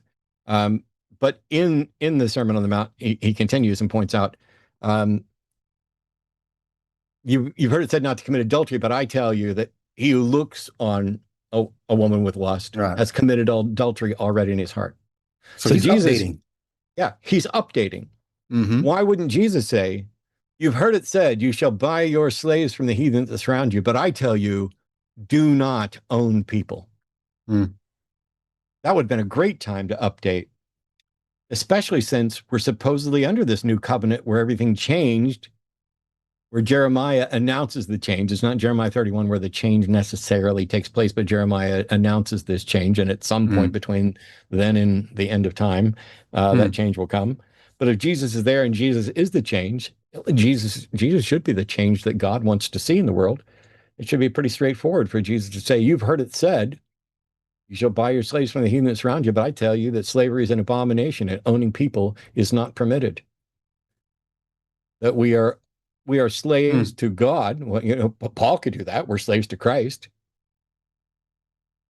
And say, and that metaphoric slavery to God Almighty is the only form of slavery that is permissible. Or you're the slaves to righteousness. Even that concept would be better, but a lot of times Christians talk about the Bible and they'll say, even those draconian laws in the Old Testament, they'll say, but it was revolutionary for its time. It was ahead of its time. But to me, if a God is going to give a law, it shouldn't just be revolutionary for that time. It should be revolutionary for all time. It shouldn't have an expiration date if it's coming from an eternal being who's all good and all knowing. So I would even give you, maybe it was revolutionary. Maybe it was progressive for then. But if it's not progressive for all time, we got more callers, and some of them have been on hold for a long time. Let's go. So Elijah's calling from Georgia, pronouns are he, him, says he saw a video, wants to talk about the contradiction in the first 5 sentences of the Bible. Hey, Elijah, you're on with Brady and Matt. Hey, what's going on, Brady and Matt? Good to be here. What's up, Elijah? Yeah. I don't know. I know I've said that it can't even get the order of events in the first 6 verses right, but depending on what you're suggesting is a contradiction, I'm not saying that the contradiction necessarily exists in the Bible. There's a contradiction between what the Bible says and what science has told us about the world. But go ahead. What was the question or correction? Well, that was the question, is what specifically in the first 5 verses, first 5 sentences is incorrect? Because I mean, I've been sitting here reading over like the same 6 verses, and I'm trying to figure out like where's the like where's it not following here? It seems pretty cut and dry. Yep. Which came first, the earth or light, according to science? It says in the beginning God created the heavens and the earth. So yeah. According to science. Yeah. Well, I would have to assume light. Yeah. And so the Bible says the earth came first and then light. The Bible also says the earth came first and then the sun. Oh, that's day 4. So that's like verse 16 or 17 or 18, something like that. Well, no, actually, I got to correct you here. It doesn't specifically say the sun. In verse 3, it says, and God said, No. I'm sorry. I'm sorry you didn't listen. I talked about the earth and light as what's in the first 6 verses. And then I said, it says the earth came before the sun, but that was day 4, which is around verse 16 or so. Okay. I see what you're saying. I think the sun comes in at verse like 6 or verse 6 to 8, I think is where the sun is. It's verse 18, 16 through 18. And God made 2 great lights, the greater light to rule the day and the lesser light to rule the night, and the stars, and God set them in the expanse of the heavens to give light on the earth, to rule over the day and the night, to separate light from the darkness. And God saw that it was good. And the evening and morning was the 4th day. So the sun and the moon, which isn't a light, were made on the 4th day, but the earth existed as part of the first day. And yet, so that the Bible says the earth existed before the sun, and science says the sun existed before the earth. Which one's correct? So I don't know much about science, and I'm not going to assume that everything that I think is right, because I mean, I wasn't there. I don't think there's nobody alive here today who was there, right? Do you think somebody has to be there to know the answer? In the beginning, yeah, I would say that you, in order to sufficiently say that you understand this process, you would have to. You're wrong. Nobody needs to be there. Nobody needs to be there to observe, to know which one is older than the other. We can measure the ages of things. Well, that's a good point. I know. But was God creating a man in the form of a baby first and letting it grow over time, or did God create a man fully matured in the state that God didn't create anything? God didn't create anything. It's a storybook. And the book specifically says that in the beginning, God created the heavens and the earth was created on the first day, and the sun was created on the fourth day. And yet, science shows us that the sun is older than the earth. Okay. So how can the sun be older than the earth if God created the earth first? Well, I wasn't there, man. So there is I a don't solution. know that the sun's older. I mean, science has You told should me know. that the sun is older, That's but the problem. how am I supposed to take that? That's the problem. That's the problem, Elijah. You should know that the sun is older than the earth because this is a testable, measurable fact of the universe that science knows. It's not even remotely controversial. And yet the fact that you don't know it just means that you haven't learned it yet. And that's fine. So one day I didn't know that. One day nobody knew that. But now we do. The question is, why don't you know that the sun is older than the earth? And yet you're comfortable calling in to suggest that the Bible might be right when you don't know. Well, I was asking, like, what was wrong with the setup here? Like, what's wrong with the first 6 verses? But Elijah, do you understand what Matt just said? Are you, like you said, you sat and you read those verses over and over trying to see where the contradiction is. But if you've never studied or are curious enough to look into cosmology and know the things that we can now know about our world, are you equipped to know where the contradictions might be? Okay. I'm curious in astronomy and for the most part astrology. Cosmology. Astrology is I don't really care for makeup.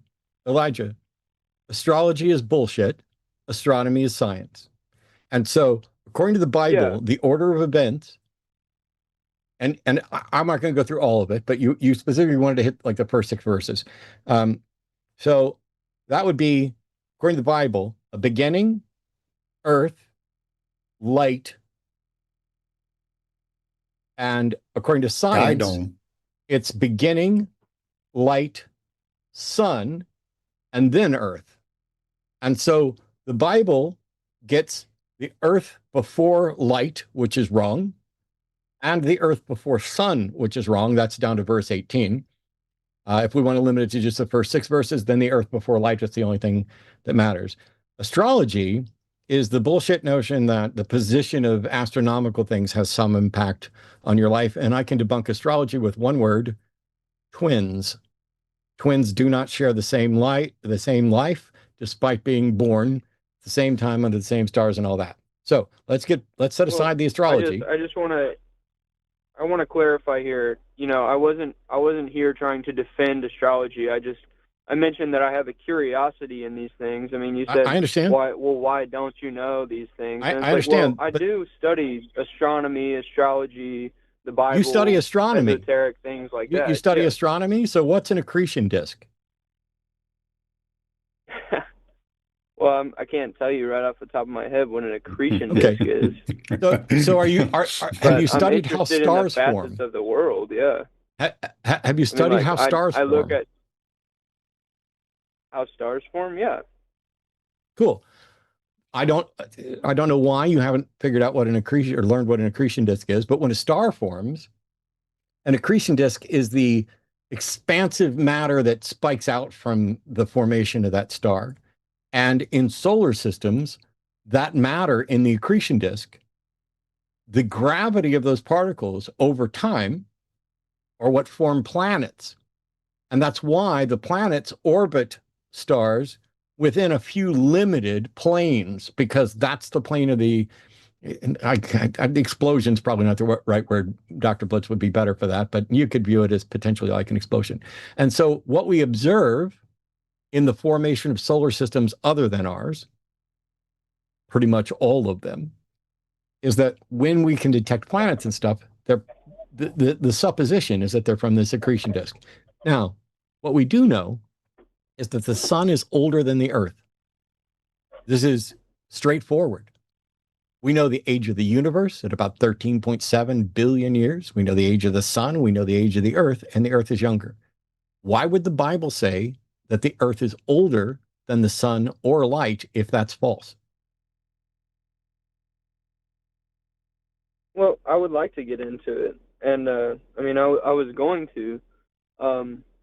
See, like, I think that in the first verse, when it says, in the beginning, God created the heavens and the earth, there's kind of a clear divide there. It's saying, like, here's heaven, which is outside of our reality, and here is the earth, which would be inside our reality. And then it goes on to explain all the things being created inside that reality. So it's kind of like setting the stage. It's saying, like, I'm sorry, what question do you think I was asking? I'm sorry. So, as somebody who studied this, both the science and the Bible, the only issue here is which actually came first, the earth or the sun? Which actually came first? I don't know. The earth or light? Okay. Elijah, are you saying the only way to know whether light came before the earth or earth came before the light was to actually be there? I mean, yeah, that would be pretty helpful.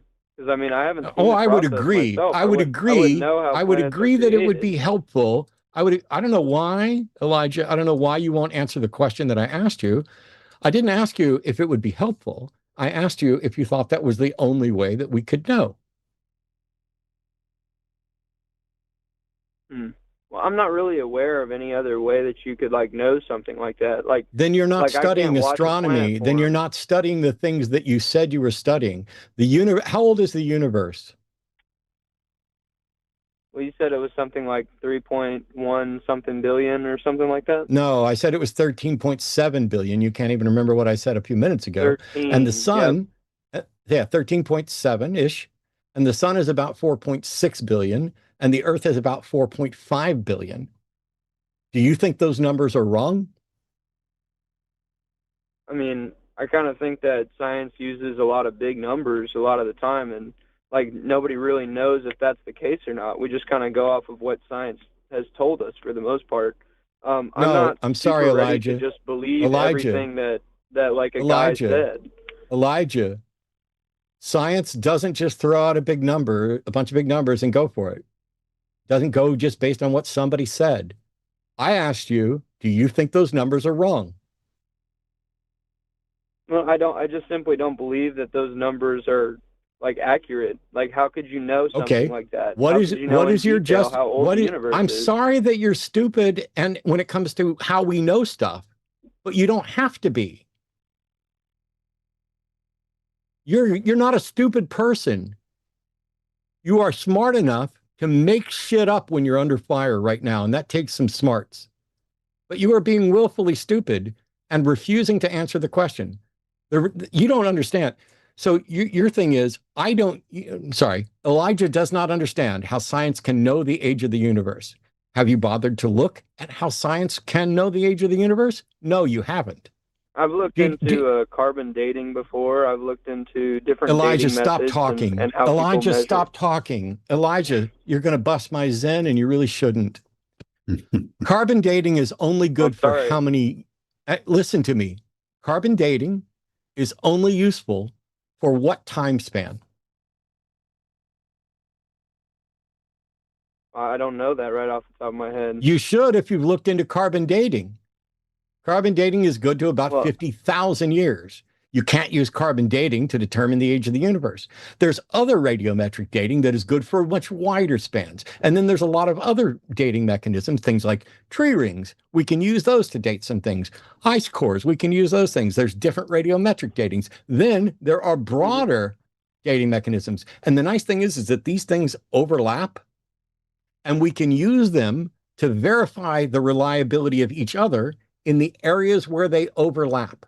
So when I ask you, do you know how science can determine the age of the universe? And you say no, and I say it's because you haven't looked into it, and you say, well, I looked into carbon dating. All you're doing, and I'm not trying to be a dick. The second you said, I've looked into carbon dating, told everybody who has the slightest clue about dating the universe that the answer to the question of whether you've looked into this is no. It's not your fault. Our education system is broken. and we are not inspiring curiosity, and we are not inspiring knowledge, and we are not doing anything good to educate people. So And it's religion's not not your fault helping. that you don't understand this, but it is your fault if you continue to not understand this. And even if you don't ever want to understand it, you will have no justification for claiming that the Bible is correct and science is wrong. And you will look like a goober every time you try to do that, because the people who actually study this and understand how to date things know that the Bible is wrong about which came first. And it's only the clueless, whether willfully clueless or independently of no guilt clueless, that think it could possibly be right. We've learned so much. And the fact that you keep going back to the I wasn't there. You don't have to be there. I didn't have to be there to know that Jesus occurred in a time frame that is older than George Washington. I wasn't there for either of them. I'm not even sure whether or not Jesus existed, but if I agree that Jesus did in fact exist, I can know that Jesus is older in our timeline than George Washington without being there, because there are ways to test and measure that from the historical narrative and from the information we have. To pretend that the only way we can know the age of the universe is to be there is bizarre, because nobody was. And I would just like to apologize because maybe I deceived you there, just accidentally, because I'm a pretty simple guy. I love to observe the sciences, right? I'm really big into philosophy and American history right now, and I've been reading the Bible for most of my life, and for the None of most those part, are I take it sciences. as well, I wasn't speaking specifically of sciences when I listed some interests. I just said I love observing the sciences. I love looking at the process of say like a dying You know what's animal, better than or you know what's better or than a, observing?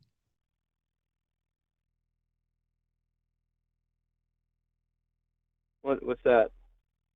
Learning. Scrolling on your phone Okay. isn't learning. Watching TV isn't learning. Observing the Oh sciences no, isn't no, learning. Observing that sir. I it's was not not learning. talking about that. I don't I No, didn't not at all, sir. I I didn't agree with say you. that you were talking about that. I'm saying that what's better than observing is learning. Observing is the first thing that happens. So for example, in scientific methods, we make an observation and then we seek to explain that observation. And that's where we get into actual science. Science isn't the observation.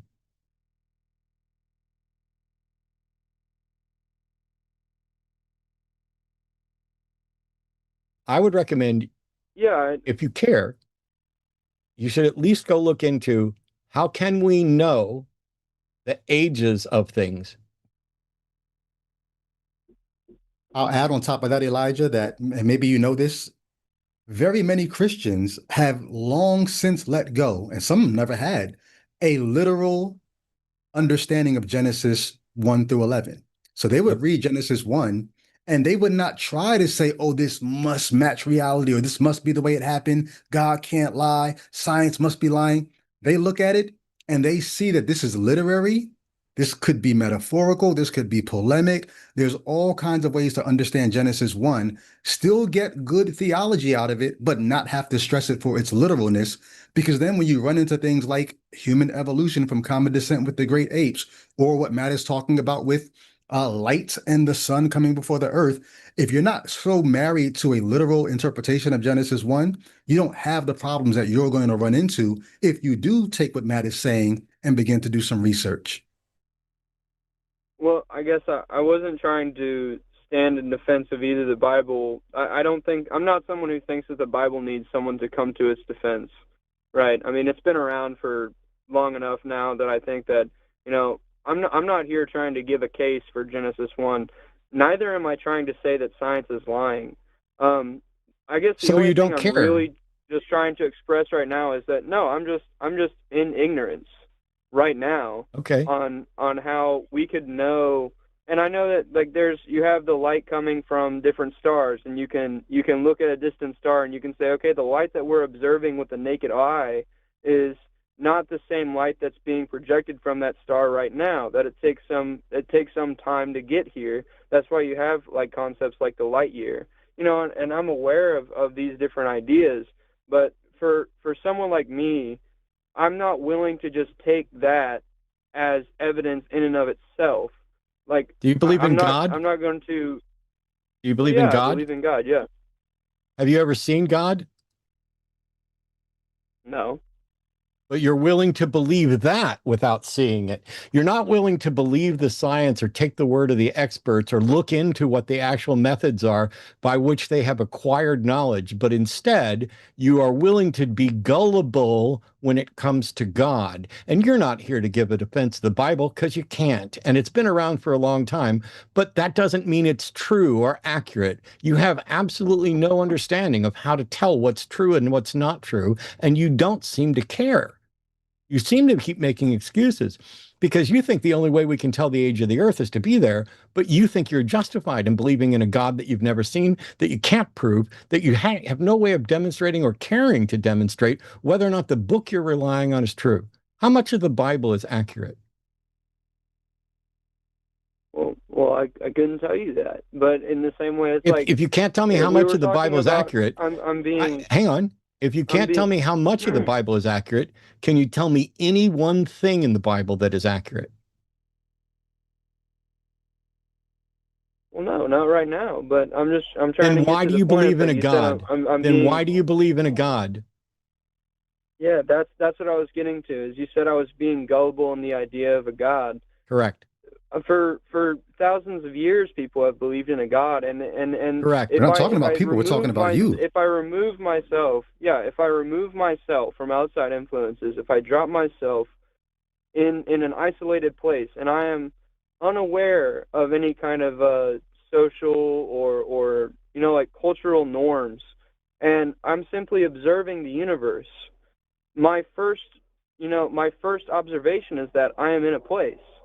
And when I'm in a place, I must be there for some reason, and I'm alive. No, that's not true. Life is extremely rare and that's temporary. not true, Elijah. Now, that's to not be true. in a place and to be alive. That's not true. That's not true. You are inferring something that is not true. If you find yourself in a place, you don't know why you're there, or if you were intended to be there, or whether you were created by a being, or how you came to be, or if there's a meaning or purpose. You are inferring something that you cannot justify. So why do you believe in God? I'm not willing to take the idea of God off the table of things because that's not what I asked either. Really what question do you think I asked you? You said you know, like you don't have to be in a place or to live an experience. That doesn't mean that it necessarily has reason. What question do you think I asked you? Can you see the screen right now? No, I'm just on my phone right now. Okay, well, I'll take it off. The question I asked was, why do you believe in God? And the answer to that doesn't begin with, I'm not willing to take it off the table, or if I'm out in the world, I find myself in a place I feel like I have a purpose. The question is, why do you believe in a God? And by the way, which God? Oh, I believe in the God of the Bible specifically. Why? You have no... So you're convinced the God of the Bible is real, but you can't tell me one thing in the Bible that's true. No, I already said that. I'm not here to defend the Bible. I was just asking you about the contradictions that you claimed in the first 6 verses. You're not here anymore at all, Elijah, because the whole purpose of this is for people to provide the defense for what they believe. Are you familiar with 1 Peter 3:15? Yeah, I can look it up right now if you'd like. I don't need you to look it up. You should have it memorized. 1 Peter 3:15 says for you to be prepared at all times to offer the reason for the faith that's within you. Oh, okay. Are you prepared to offer a defense for the faith that's within you? Yeah, I have lived experience. That's not what I asked. You said you're not here to offer a defense of the Bible, and the Bible is the reason for the faith that you have. You picked the God of the Bible, so you're not ready to offer a defense for the faith that you have within you. Well, yeah, I'm not a person that thinks that the Bible needs any defending. I take it literally.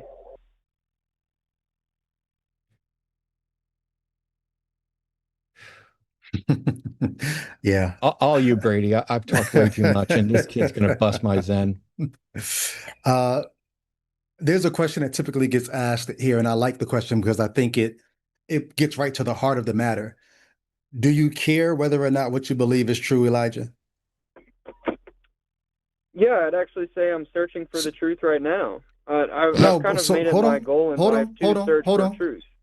Okay, so if you've made up your mind to search for truth, do you think it might actually be, I know this is kind of risque as a Christian, but if you can't tell us one thing in the Bible that's true, wouldn't it make sense to maybe kind of pause your affiliation, pause your belief, and go on that search to find out if it's true, how is it true before you commit yourself to it? Like I could probably ask you a question that you know the Christian answer to, but I'm curious what your answer is. Would you be willing to die for Jesus? Oh, absolutely. Yeah. So hold on. If you cannot tell us one thing that's true in the Bible, don't you think it would be a good idea to pause the belief and find out why it's worth believing before you say, sign me up to die for it? Well, the reason I would die for it is because I can think of no better fate.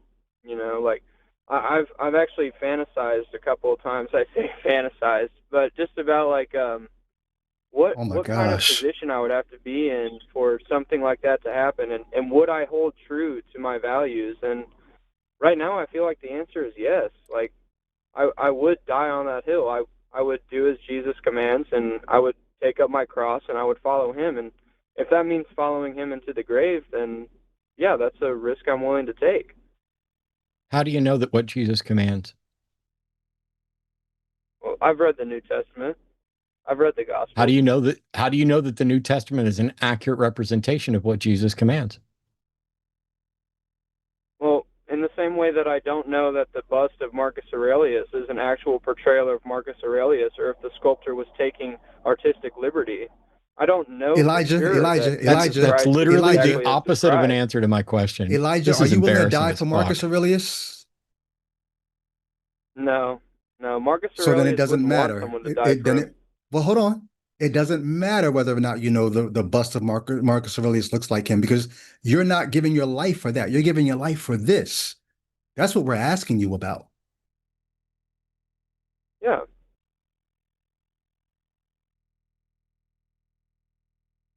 Look, why? So you're asking me why am I willing to die for Jesus and not Marcus Aurelius? Is that the No, question? Is that the question? Or- nope. Why are you willing to die for something that you cannot in any way verify? Matt just asked you, how do you know that Jesus even said the things that you're attributing to him, the things that other people attributed to him? You've been lied on before, I'm sure, or maybe you've lied on other people. If you were in grade school, hey, so and so said you look like a, and you're like, who said? Oh, I didn't say that. People lie on people all the time. How do you know that the words you're attributing to Jesus are actually Jesus's words? Well, and I guess that's just where I'd have to say, like, I have faith on the authors that were writing at the time, in the same way that Do you know who if those you're authors studying were? science, and if you're reading a book on say Elijah? astrology, for instance. Elijah, do you know who those authors were? These people whose word you're taking to Well, the yeah, grave. Who were they?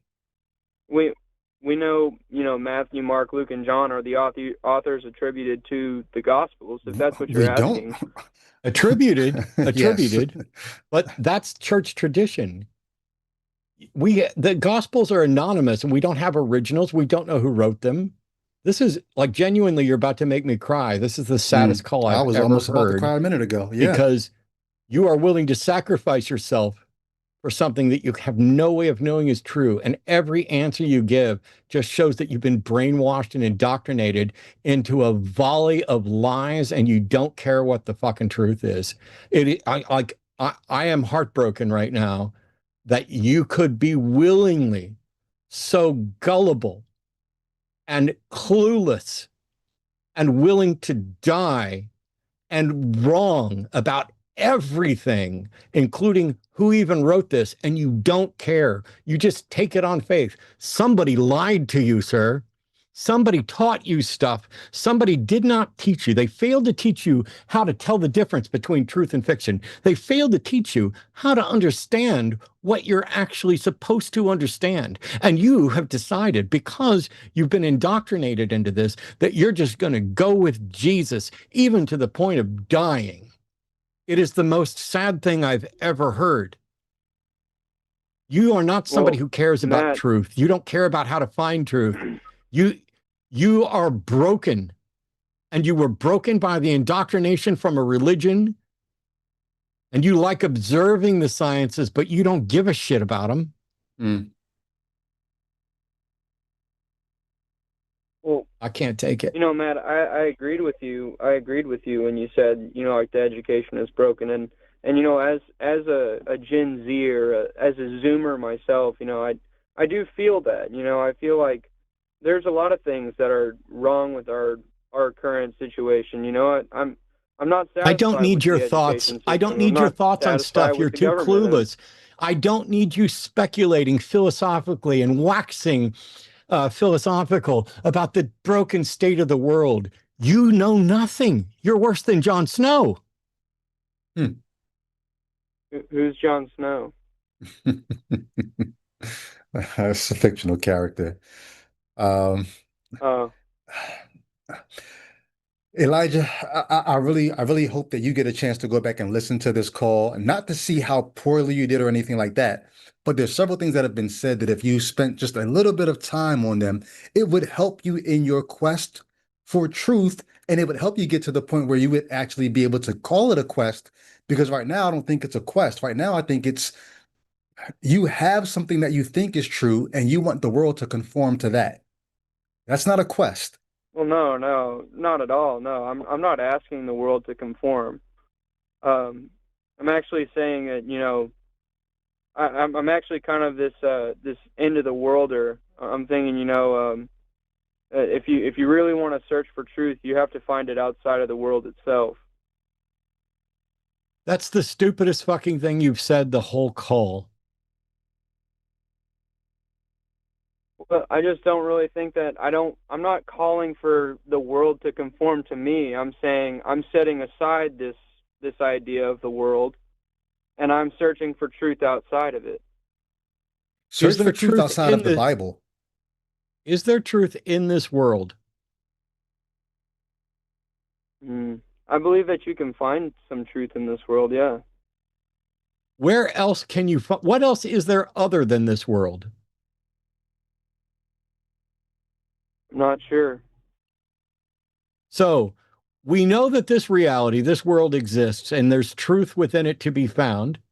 And you're not sure what's outside of this world, but you think in order to find truth, you must look for it outside of this world.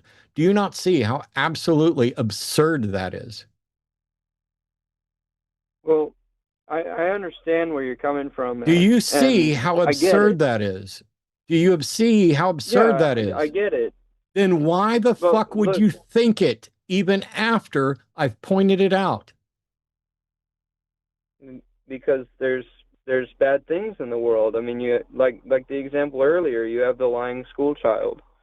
Elijah. You have Elijah. War. You Elijah. have politics. Elijah. You have Elijah. I'm going to ask you for a favor, please. If this is one big long prank call, please just tell me. I'll forgive you. Yeah, I'll move on because that would be great. Serious. Because you are about to make me give up on reality. So if this is just a big prank call, let's just have a laugh and call it a day. Because if this is real, I don't think I can handle reality knowing people like you are out there. Matt, I don't know how to express how real I'm being with you right now. I'm sitting outside of a gas station because there's no cell phone service at my house. I've waited on this line for an hour to speak with you. And I'm I'm being as genuine as I can. I'm trying to answer your questions as honestly as I know how. I really am. I'm trying here. I'm really trying. I've been watching Do your you show not for a see? while. You come up Do on you my not feed every see? now and then, and I watch your videos. You said you think in order to find truth, you must look outside this world. And then you acknowledged that Yes. there's some truth in this world. As far as I can tell, there's the only place where there's truth is in the world. And I asked you where outside of this world you could find truth. And you're like, I don't know. Outside of reality, is there anything? How do you know there's anything other than reality? I just have to assume that when we die, that we figure out what the truth is. And I'm just trying to do the best that I can right now. You won't. To learn as much of it as I can. You won't. When you're dead, you're dead. It's over. You're not going to find out anything when you're dead. I understand your position. It's not my position. In me that this is the most rock solid that... position out there. There is no reason to think that anything that is you will survive your death. There is no evidence for it, and there's mountains of evidence against it.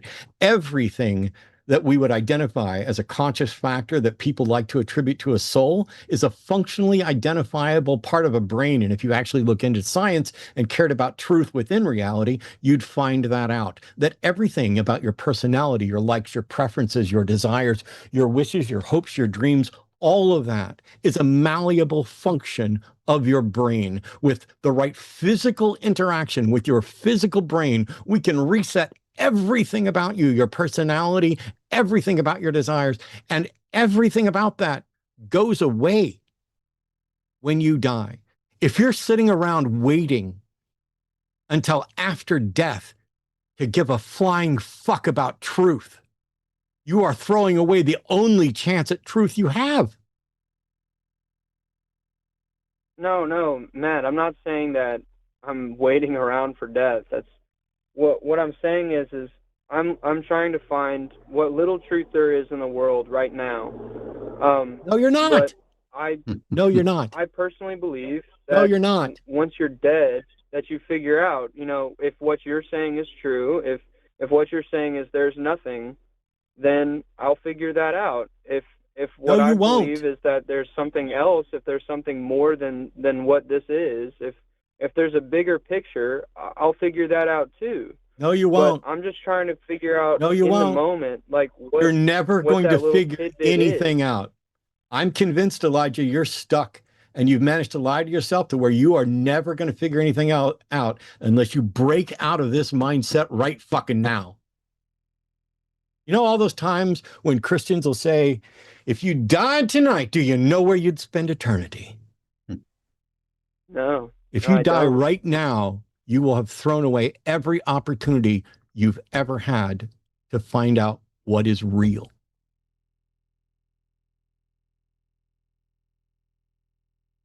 I wish you'd start to give a fuck. But how do I know that though? How do you know what? Like, how do I know that there's nothing beyond death? I've never died before. You don't have to know that there's nothing beyond death to know that you absolutely have an opportunity to learn stuff right now. And you may or may not have an opportunity after you're dead. I think it's pretty much a knockout case that you won't. But if you're sitting here saying, I absolutely know that I could learn stuff right now, why would you fucking wait until you're dead? If you're at the grocery store and there's a sale for something you desperately want and you have the money, why would you leave the store and say, maybe the sale will be going in 6 months and I'll come back then? You are wasting the only opportunity you are absolutely positive you're going to get. This is the one and only life you know you're going to get because you're in it right now. But Matt, why am I not satisfied with that? why is there something in me that says that there's more, and that things can go further than Because you this? were lied to, and you were not given the skills to figure out that you were lied to. But even if they told you the truth, even if there is an afterlife, why would you not use the opportunity you have right? I literally just did it for you in a fucking analogy about a grocery store. Why would you wait and come back 6 months? How do you know you're not going to die in a month? What if you need that food now? You do need that food now. You need to feed your fucking brain right now. Stop worrying about whether there's an afterlife. Stop hoping there's an afterlife. Stop feeling this feeling. You can keep feeling it. You can't stop your feelings. You can't convince yourself. But stop using your fucking feelings as an excuse to be a lazy thinker right now and the only chance. For all you know, this is the only shot you're ever going to get at understanding anything, and you're pissing it away. There are people who do not have the opportunity that you have. I had family members who died before the age of 2. There are people out there who do not have the tool set, the opportunity, the privileges to actually be able to go out and learn. Instead of fucking calling in here, you could have been Googling, how do we know the age of the universe? How do we know that the Bible is wrong? Yeah. How do we know this? How do we know that? You could be learning. Well, You are wasting it. You are wasting it, and I'm going to say goodbye so that I'm no longer responsible for giving you another fucking excuse to waste another fucking second not learning about reality. I've taught you as much as I can teach you today. Call me back some other time when you figure something else out, but you're not learning in this call, which means I'm failing to teach you, and we're going to let you go so that maybe somebody else can help you. Are you really just sad? Are you just really just sad at my case? Is that, like, I don't understand. Like, is it really that bad for you? Like, yes. Well, I'm sorry you feel that way. I apologize.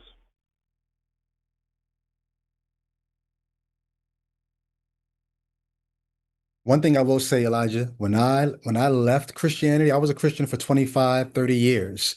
I was a world traveling Christian rap artist, minister, all this stuff. But one of the things that happened when I left Christianity was the world actually opened up to me. Because when I was a Christian, there were certain things I just couldn't know. I could learn, but I couldn't accept it because the Bible disagrees. When I let go of what the Bible says, the world became literally my oyster, well, figuratively, my oyster. I could study anything and I could consider. Doesn't mean I have to accept everything I hear, because I became much more critical of everything as well. But if it passed the smell test, I didn't have to throw it away because, well, it's not in the Bible. And I guess all I'm saying to you, Elijah, is don't waste this opportunity. I did it when I was in my late 30s. I'm about to be 50 in a few months. Was it this call? Is it you that said you were 31? He hung up. Oh, okay. Elijah, please go get some help. Go to recoveringfromreligion.org. Go to psychotherapy.org. Please find somebody. Call me back some other time. We need to know.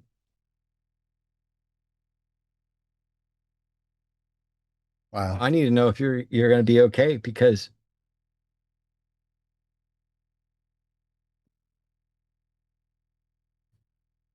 it's the only life we know we've got.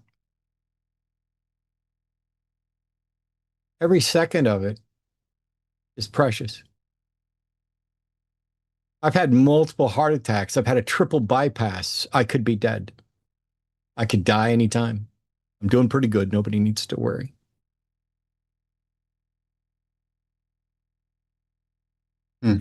You're 22.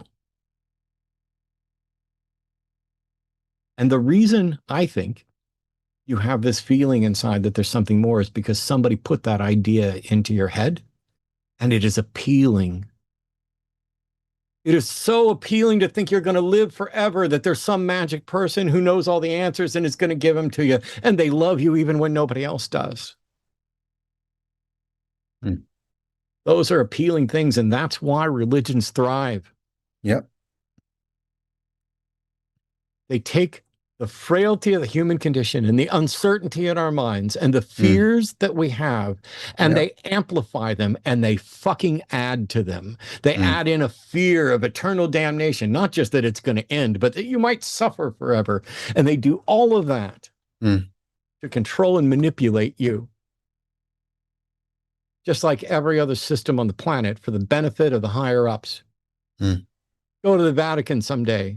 They're not hurting for money despite paying billions for all the abuses that they've done. They're not hurting for money. And the higher ups do nothing. Don't get me wrong. I like the new Pope. He's way better than any Pope I've ever seen or heard. But the reality is, there's not a single member of the clergy that has ever demonstrated that they have any expertise in anything. They don't know any science. They don't know any facts.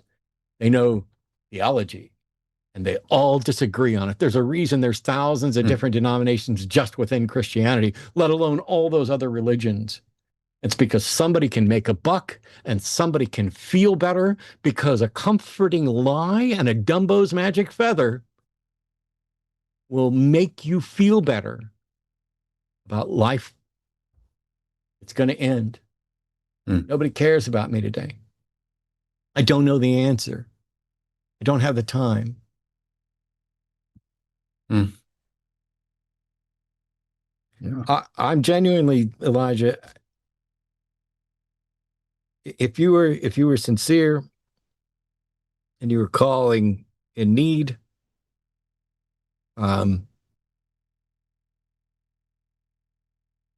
email sands.deity@gmail.com.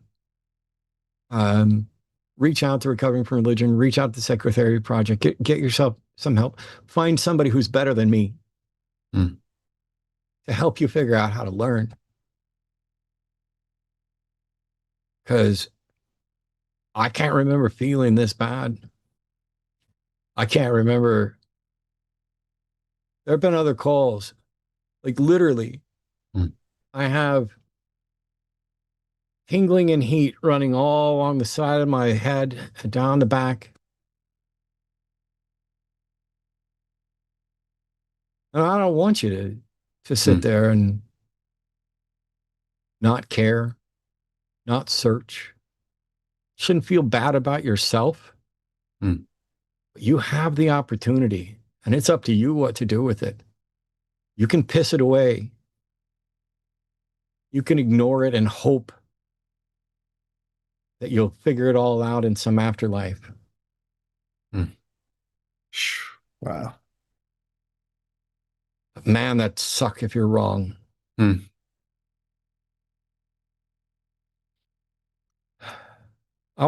There's a couple calls left, and we're going to read Super Chats after these calls. Before I get on to the other calls, I don't know, probably the wrong time to ask Arden if she's got the schedule and any announcements, but I can say that tomorrow will be the Transatlantic Call-In Show at 1 p.m. Arden, you know who's hosting? Yeah, actually, it's going to be Luxander and Jay McCrite. So for those of you who've been around the community for a long time, you might remember Jay McCrite. They're going to be on TACIS tomorrow for the first time. We've been trying to get them on forever, so super exciting. You know, if you want to stick around and come join us for that, that'd be great. I can't wait to see him. Jay and I were friendly ages ago and ran in some of the same circles. And we haven't had the chance to interact much lately.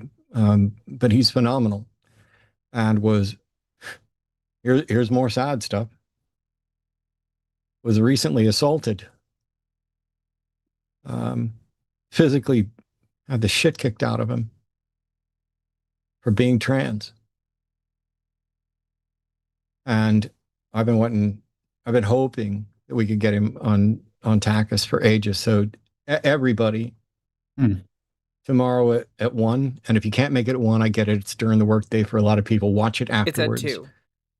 It's at 2, sorry. 2 o'clock Central Time. Anyway, watch it live, participate. If you can't watch it live, watch it afterwards. Give that show some views. Show how supportive this community can be, because Jay is phenomenal. He works or worked as a geneticist of sorts doing that. But I'm both sad and happy. I'm sad at what happened to Jay, but I'm happy that he's going to be on the show. And so there's at least something positive, optimistic. I've got a lot going on. Let me make another quick announcement. I got poison ivy right now, and it's annoying me, but I've got about 9 days before NanoCon, and we've had Patrick call in. Patrick's helping run the thing. But if you go to nanocon.rocks, nanocon.rocks, you can get your tickets and you can find out what all's going on. I'll be there. As a matter of fact, let me pull up NanoCon Rocks on my screen. I'll be doing a magic show on Saturday evening. I was rehearsing it in the living room. I recorded stuff about it, or recorded aspects of it today with some new illusions. I'm going to be driving 13 hours with a truckload of props and equipment just so that I can go there and be around other nuns, NONE nuns, engage, listen to great talks, and hang out and be a part of the broader community. So I'm going to be there. Promise is going to be remoting in. Hemet Meta will be there. Monty Mater will be there. Forrest Valkai will be there. Fish Stark, Candace Gorman, Glenda Jordan, John Gleason, Phil Ferguson, Shay Leona, Hemet Meta. Their video is scrolling so fast it's difficult for me to read them all. It's going to be fun, and I'm looking forward to doing the show there. But that means I've got a lot of work to do, and so no rest for the wicked. I've got work to do tonight after the show's over. So we've got 2 more callers to go to reading them, and then we'll do your super chats. All right. And a huge thank you to everybody for the patience, especially the people who've both been on the phone for a very, very long time. And so let me stop making Chelsea wait. Chelsea's a theist, pronouns she, her, from Alaska. Arkansas. Right? You're Arkansas. Oop, I did the wrong thing. They put AK instead of AR, but it's all right. From Arkansas. Well, that's good because, you know, I'm from Missouri, went to Lake Windermere, Lake of the Ozarks, Windermere Baptist Camp and stuff like that. You're looking for some advice. And so, yeah, welcome. How can we help? So my voice is a dead fucking giveaway. I am trans. So Arkansas or Alaska, either way, it's a hellhole for people like me. I live with MAGA Christian family, and when I say I'm a theist, I'm not a Christian theist. I follow Shinto because, like, you know, I just fucking love the Lord. Okay, but yeah, I've tried to, when they start bringing up like the classic talking points, I tried to bring up some examples of like what it actually says in the Bible, but my resources are limited on the spot, and I'd just like some help with that. I've noticed that once my family can't really say anything back, they either start with insults or they start just going silent and just like seething. I want something that will actually like get them to engage. They really like to engage with the Bible talk. I brought up how the destruction of Sodom and Gomorrah in the Bible like wasn't about homosexuality, but it was more just about like men trying to force themselves onto other men and emasculate them and stuff. And that's what was going on, not just people being gay. It took a while for my grandma to like actually listen. But even then, it's like one Fox News session later, and yeah, it's like all that progress is just out the window.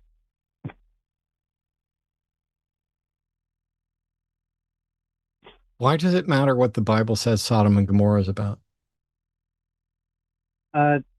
Sodom and Gomorrah was destroyed for the intense levels of sin, but I've heard some atheists who have deconstructed.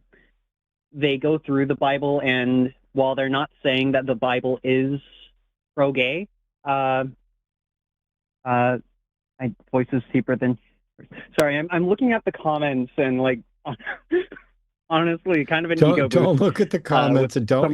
You sound great. I personally, but yeah, I think we're going to clash over what you're saying, not how you sound when you're saying it. Here's my thing. I asked the question. I asked the question for a reason. Yes. Sorry. Nobody should give a fuck what the Bible says about Sodom and Gomorrah or why they say it happened. First of all, we have no reason to think it actually did happen. Yeah, it's absolute bullshit. But what's that? I said it's absolute bullshit. Yeah, but also, as long as the Bible says if a man lies with another man as he lies with a woman, they've committed an abomination or deserving of death. It doesn't matter what Sodom and Gomorrah was about. There's a verse there expressly condemning homosexuality between men. It's a little looser when it comes to women. From the 40s. It's not a rewrite from the 40s, but wow. Okay, I'll stop. Brady, what advice have you got for Chelsea? Yeah, I'm not really sure. Whenever I hear these kinds of issues, I know you can't just pick up and, relocate and change your whole life. But at this stage of my life, I'm like, I want as much peace as possible. And I will I'm not giving you this as advice. I'm just telling you me. I try to strategize my life to cut all drama, all unnecessary stress out. And I don't know if Arkansas is the way you're describing it, do you have to be there is my first question. For now, yeah. Yeah. I'm not really financially stable. I don't have a car. My job that I do have is a side gig that's seasonal. I do substitute teaching. Yeah. But yeah, I do substitute teaching as my main form of income. So I've essentially been incomeless other than whatever handouts my family gives me for the last 3-ish months, I think. Like, is your goal to try to deconvert your family, or is your goal to just to deconstruct them enough that they're accepting of you? Like, what is your goal? Just deconstruct enough to where they're accepting of me. My mom used to really try to convert me anytime she would have me alone. But lately she has been gotten onto by my grandma plenty of times to where she has stopped in the car, at least. But like, she still has a tendency to just go off on me. And it's why I keep going low contact, like block her for a while. There's my sister who's also low contact, but like she goes at it with like screaming, cursing, and personal insults. I mean, I hate my mom, but like, yeah, I wouldn't go as low as my sister would.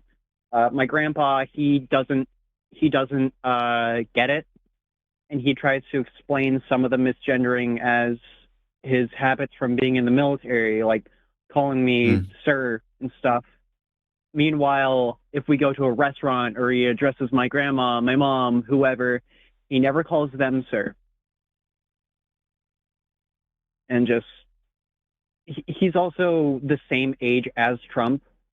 So there's very little to work with. Yeah. I guess the only thing I could say is I know deconverts, as such as myself, in religious families, trans individuals, a lot of us just have crosses to bear when we're in a society or in a community that we're the minority in terms of our views. It's just a cross that you may have to bear, but I don't know. I mean, I really wouldn't know what to say in terms of how you could actually deconstruct them. I wrote a book called Let There Be Gaslight, and I use specifically all Christian scholars, 99.9% all Christian scholars, so that when people read it, they could say, wait, a Christian is saying what this now I'm the non-Christian now, but these Christians are agreeing with different things that I'm saying. And hopefully when another Christian reads it, they'll say, well, man, if a Christian is saying this, like I began to accept evolution because a Christian was saying this is a reality. And so that, but if you're not dealing with people who care about those kinds of things, scholarly consensus or what we can know about the world, you just may have a hard road ahead of you and a tough cross to bear in terms of dealing with family until you can get yourself to the point where you're self-sufficient and able to break free of some of that. I think when it comes to my stability and safety, my best bet is getting the hell out of here. So for those who don't know, Arkansas is right next to Texas. It's not quite as bad as Texas, but it's pretty bad. I just wonder when some of those same policies are going to be applied here. If I'm going to stay in the U.S., I'd probably go either to New York or New Mexico. They're a lot safer for people like me. I've looked into a lot of different resources, but it's kind of shaky what you can actually like qualify for.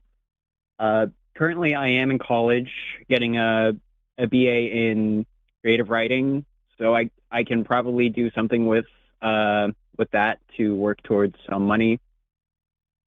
I plan to take a TEFL course that's teaching English as a foreign language. So I'm trying to open up options that will get me the fuck out of this country. Yeah.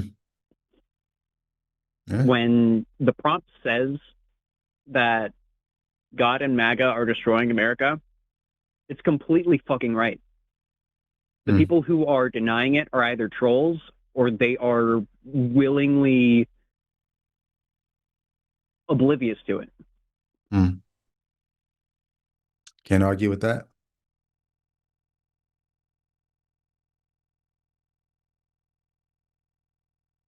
Sorry if I'm like, if I have like gaps in my speaking. I'm also eating some food that just came.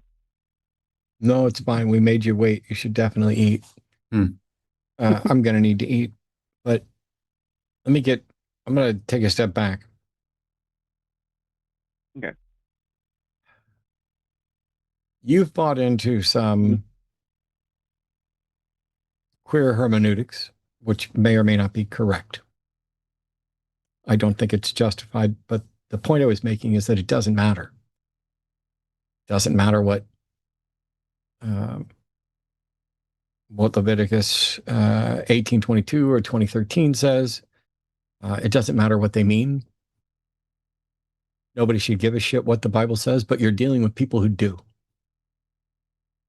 And if you think you're going to argue with the people who think that gay sex is an abomination, because that's what the plain reading of the text clearly says, trying to spin it with what you've heard from the queer-friendly churches about how this is revisionist and it wasn't this, and we need to look at it in the context of history, and the Greeks were different here, and this was...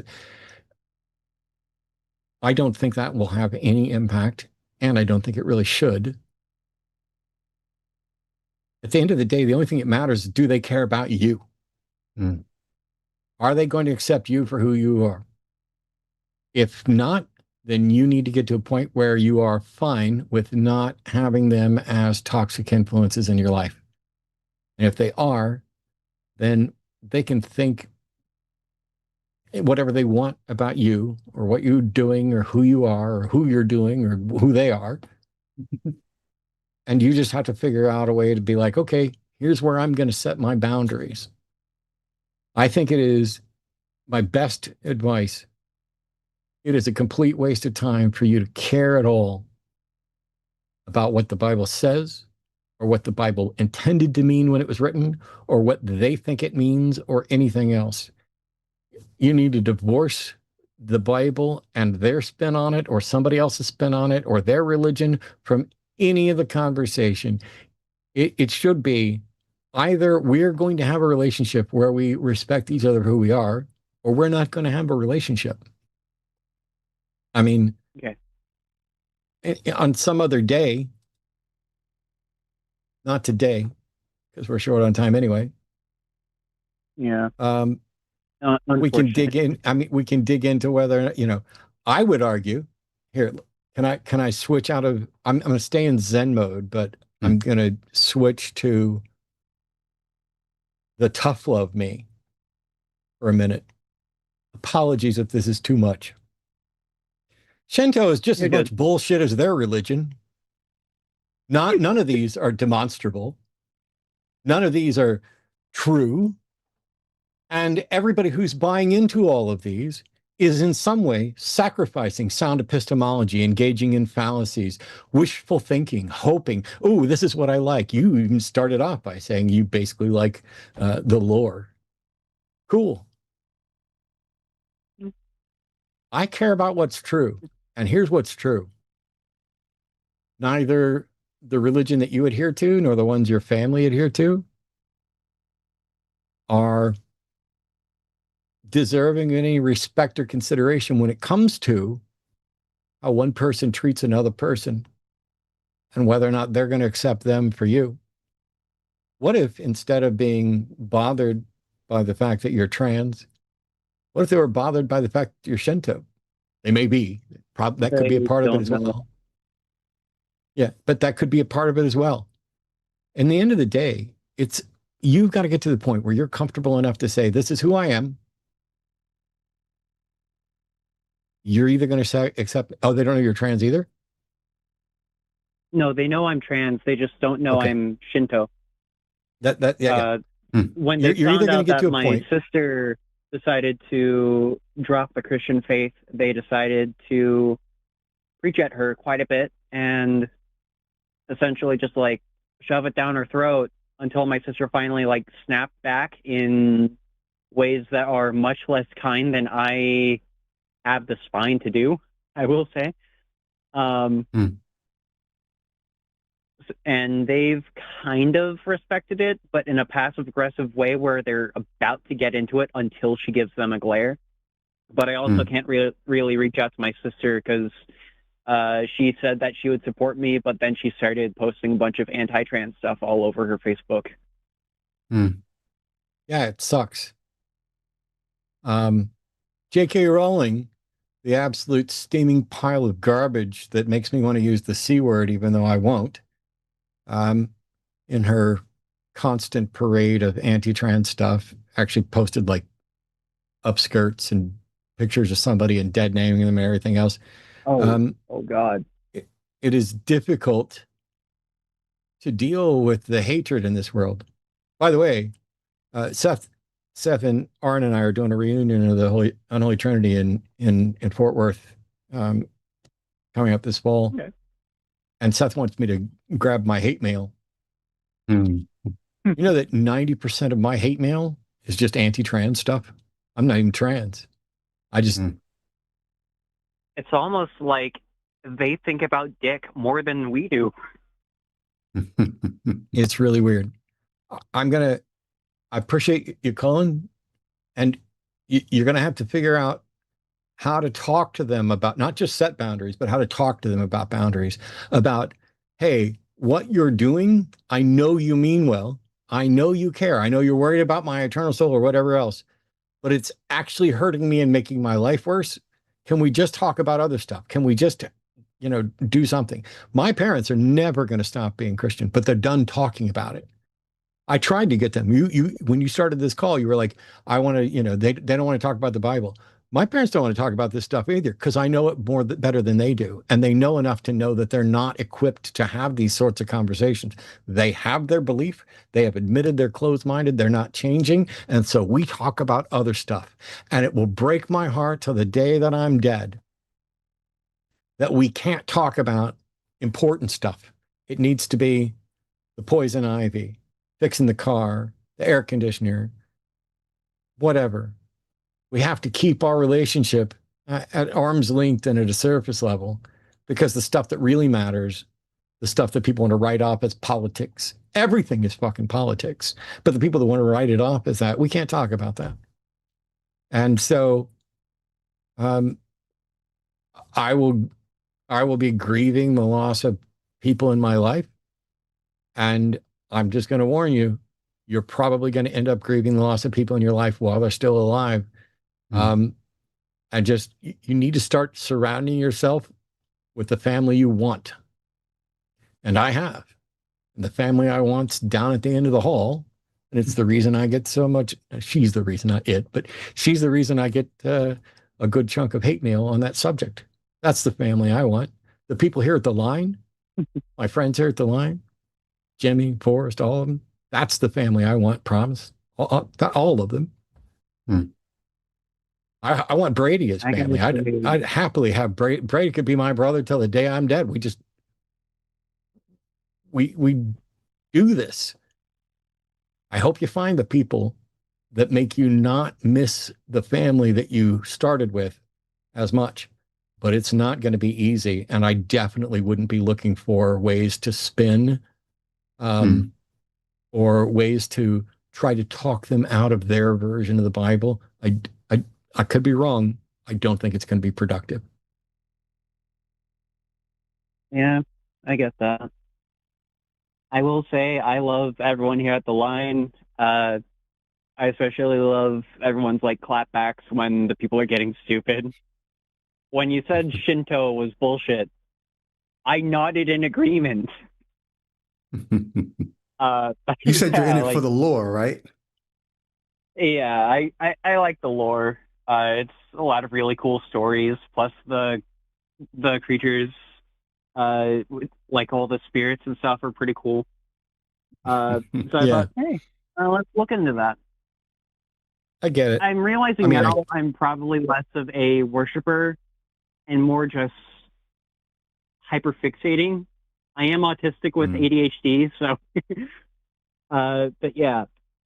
I appreciate all the support from this call, and like once it actually is like towards the time limit for me, would it be okay if I give like a closing statement?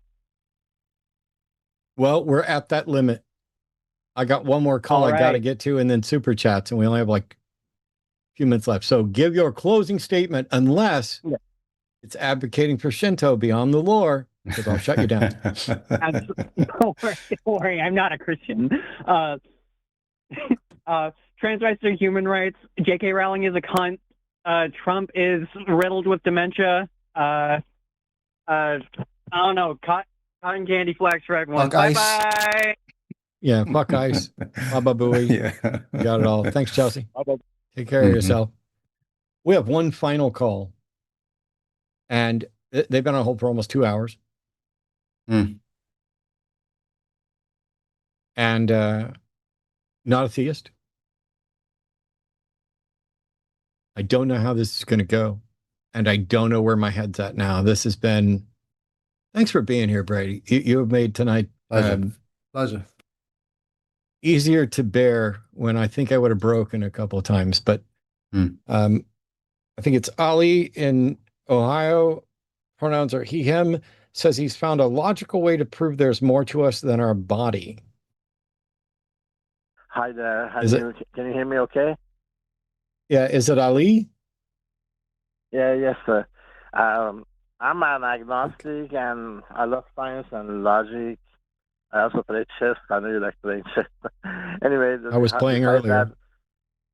Yeah, I talked to Forrest a few months ago, and I explained to him what had happened to me. He kind of rejected my reasoning. He said this is just a coincidence, which made sense, so I kind of honored that. But since then, I have found a way that kind of changed my mind. I need to ask you to give me just 1 minute so I can explain to you what has happened, that I'm having these ideas. You know how sometimes we sleep and we dream, and then when you dream and you're in a deep sleep, you usually don't know until you wake up, then you realize it's a dream. And then when that happens to you, you kind of like wake up, then you know it was a dream. And then if you ever go to a dream and you become self-aware of yourself, like you find out that you are in a dream, then things will change a lot, because then you can do things that you normally cannot do. And this happened to me a long time ago, and when that happened to me, I was able to look at the time, and then when I woke up, I looked at the clock, and it was exactly the same time. So I was telling Forrest, and Forrest said, this is just like a coincidence. So basically what I've done is I asked like my sister to write a 3 or 4 digit number on a piece of paper, and we put it on top of a shelf where I cannot see it. And I tried to go to sleep and get to the same basically mode, but it took a long time. Every day I tell myself, if I ever go to dream and I become self-aware, I'm going to look up, see if I can read the number. So basically, this happened to me 2 more times after that. And when I was in the dream, I realized I am in the dream. And, you know, in your dream, you can do a lot of things. You can fly, you can go this way, you can go that way. So I was able to go look up the number. And when I woke up, I actually took the paper down off the shelf, and it was the same number, and I was able to see. So I can't think of any other way that I was out of my body. And what do you think? Okay. Does the fact that you can't think of any other explanation mean that you were actually out of your body and did see it?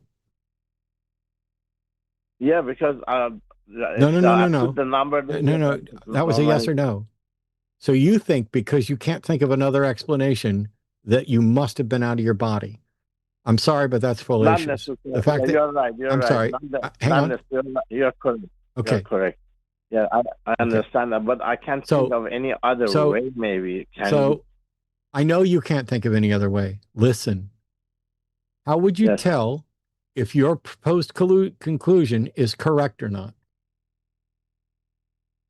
I cannot really. The only thing I can really deduct from this is the only thing I can deduct for me to be able to read that number when I have never seen it, I had to have access to look at it somehow.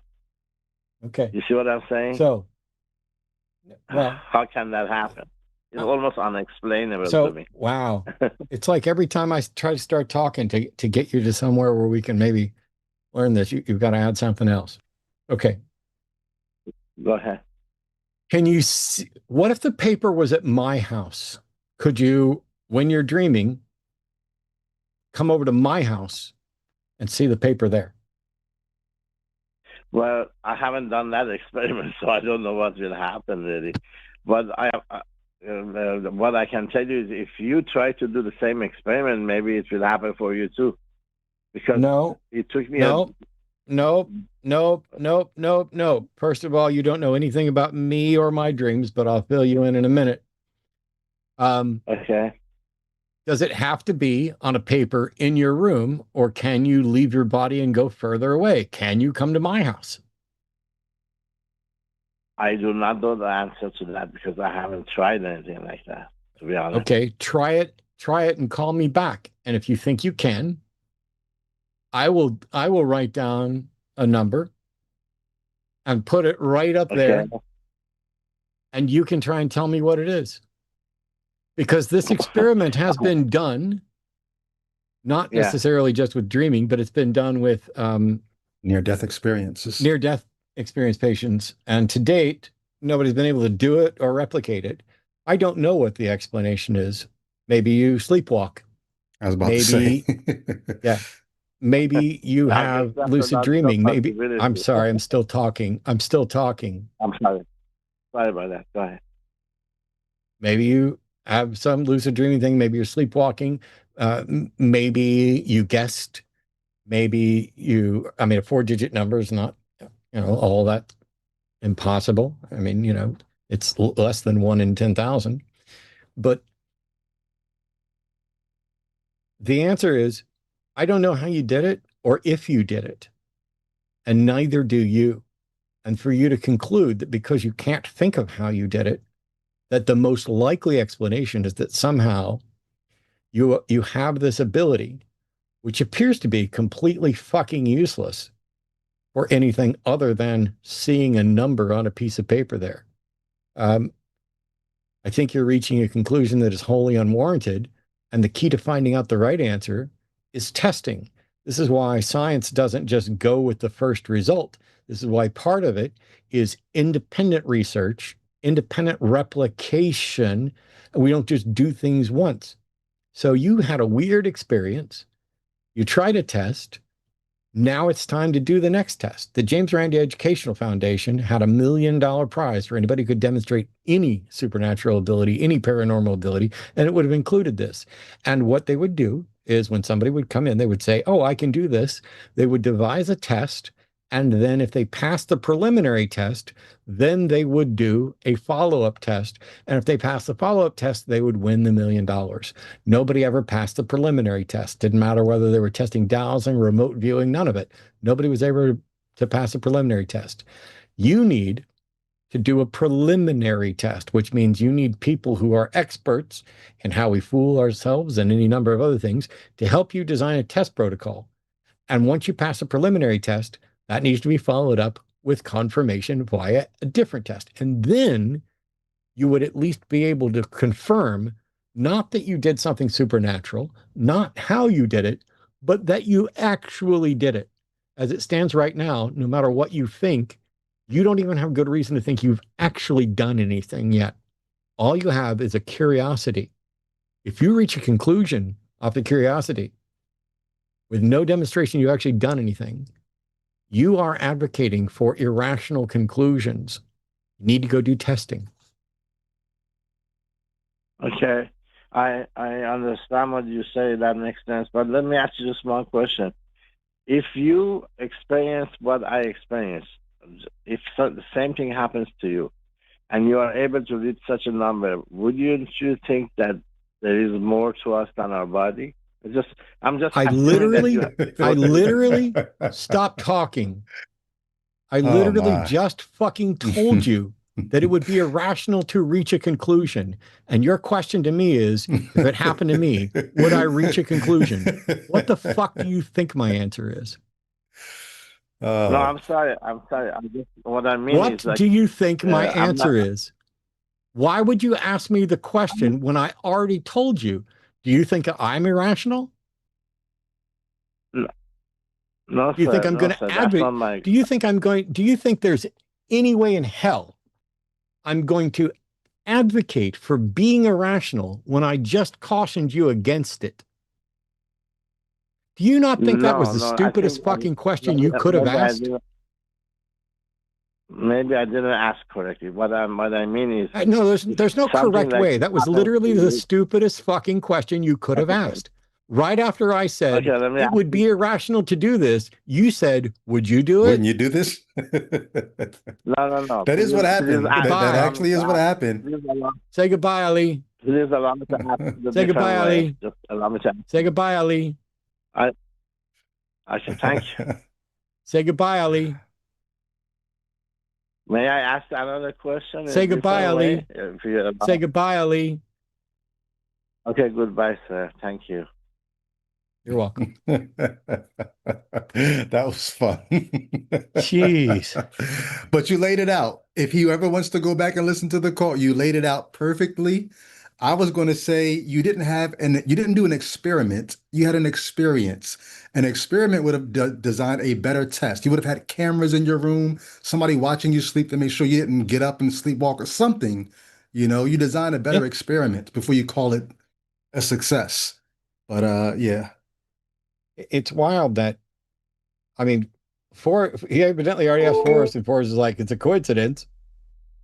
But hey, at least you went and got a second opinion. That's always good. If you just get a second opinion about what actually happened, rather than getting a second opinion about your weird experience and your interpretation of it.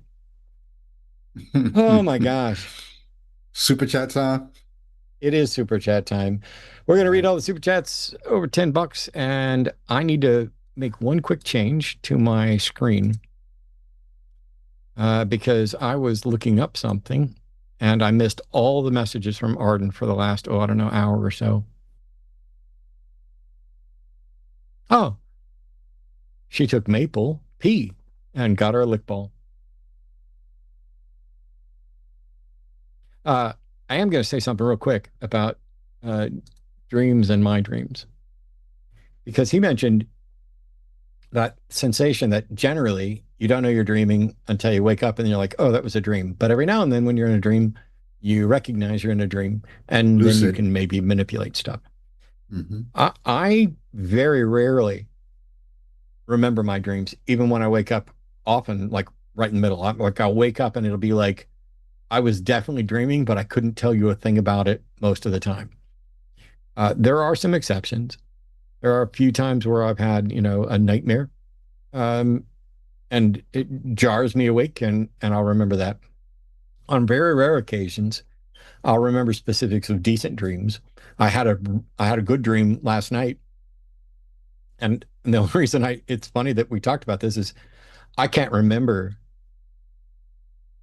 like the last non-nightmare that I even remember for years. But I remember bits and pieces of one from last night. And I did the thing that I would imagine other people have done, but I'm also weird. So maybe nobody's ever done it. Maybe I'm just the weird one. But I woke up and I was like, no, I don't want to wake up right now. That dream was just about to get good. And I tried to go back to sleep and go back into the dream. And for me, that has worked Really? ages ago, but it didn't work last night. If It's I a can do gift. that, though, Mm-hmm. what's to say you're dreaming and you say, hey, my sister wrote a number and put it up here. I'm now aware that I'm dreaming. In my dream, let me look at the number. Force yourself to go back to sleep. But instead of that, you've tricked yourself into actually going up and looking at the number and thinking that it's a dream because you're still in that foggy dream state. Mm-hmm. I don't know. Yeah. All right, here we go. Greg Markowski. Hey, buddy. My new hen started laying eggs this week. Thanks for the show. Awesome. We had snake eggs hatch a week ago. We have some new jungle carpet pythons. Once they should be shedding out in the next day or so, and I'll move them up to the hatchling rack and get some pictures of them. But 8 cute little baby carpet pythons. So congrats on your eggs. We also have bunnies that start breeding next month. All right. I cannot see You see it on super the chats. Zoom call on the shared screen? Uh, There should be a window in Zoom that gives you back what I'm putting out to the audience. At the top of Zoom, there's one of you, one of me, and one of both of Right. us. On the one of both of us, it should be there. It's so small. Can I get just that by itself? You have to hold on. My dog is trying to eat my slipper right now. There's a way to pin it in like the hamburger menu at the top, the little 3 dots. Okay. Maple, this is not the time. Poor puppy. All right. So yeah, if you hover if I over pin that. Okay. All right. Cool. Yep. There we go. Got it. Awesome. I'm so blurry in that image. Wow. All right. Weston Campbell, thanks for the super chat. Great commentary, Steve. I'm glad you're thinking things through, using the privilege of having a resource like the line. But if you demonstrate a God, you will be my favorite caller. Now I'm like, meh. Okay.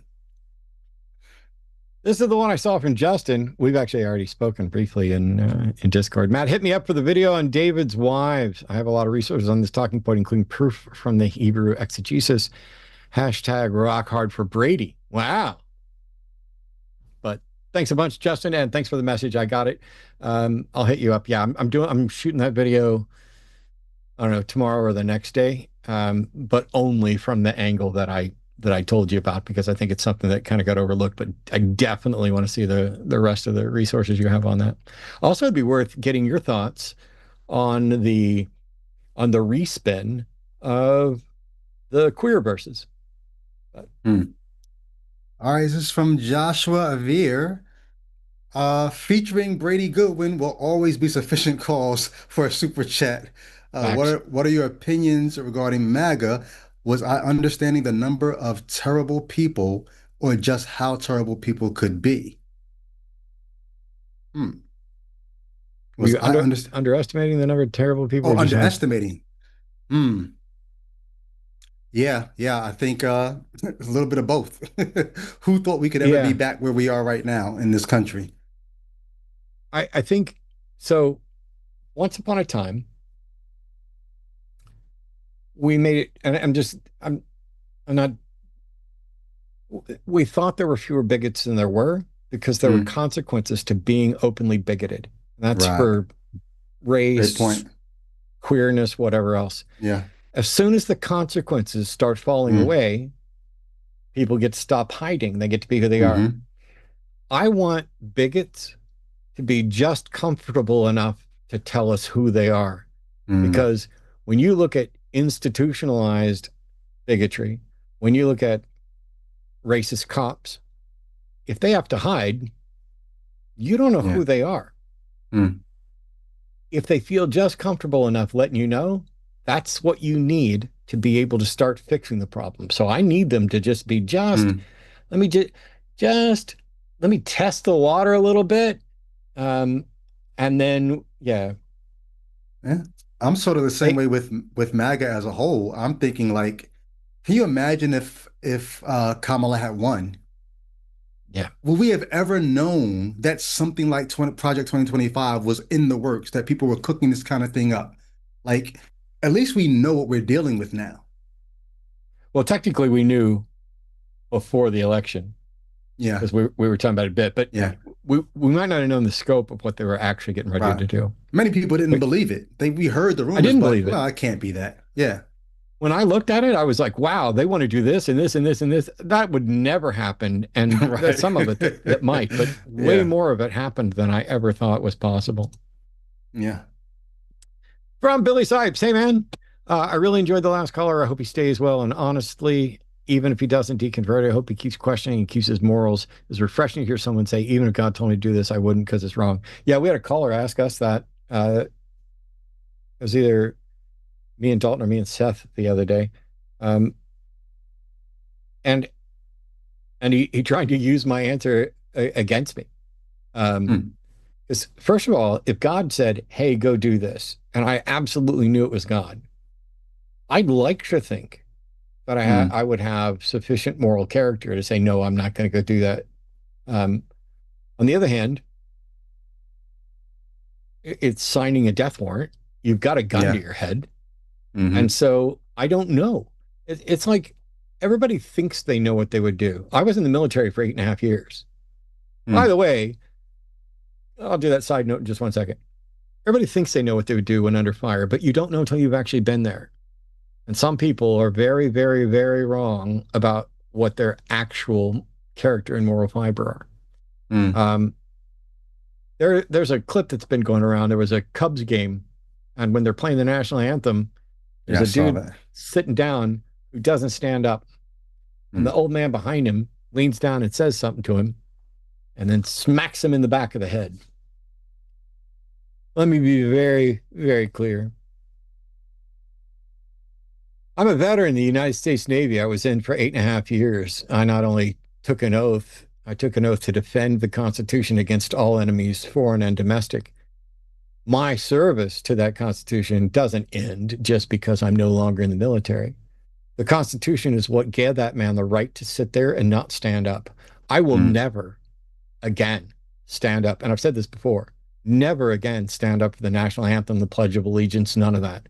I'm a patriot. I'm not a Hmm. jingoist. You don't Hmm. get to force patriotism. I Hmm. have respect for the people who have served, Yeah. but I have absolutely no respect for the people who think I owe them something. Hmm. I did my fucking time. And part of my time was making sure that even people who didn't do their time don't fucking owe you a thing either. Hmm. I double dog dare any of you motherfuckers to try and smack me in the back of the head for not standing up. I will have your ass arrested. Hmm. I'm not going to turn around and pop you. I'm not violent. But if you get popped, you fucking had it coming. Amen. All right. Amen. Greg Lisk, Thank you for the super chat. You must submit to the law, but you can oppose the law. If your land is occupied, should you now submit to the occupying force that God has now put in power? Back to the Romans 13 question. Yeah. Yeah. It's one of those things where like you want to say, oh, by the law, we're talking about God's law. But then you get into the all leaders are God appointed, and so the Bible, if it was a mouth, would be talking out of all 18 sides of that mouth, not just two. But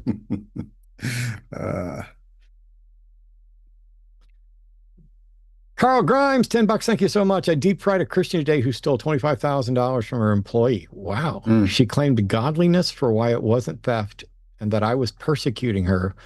Wages recovered for the worker. Owner is toast now. Wow.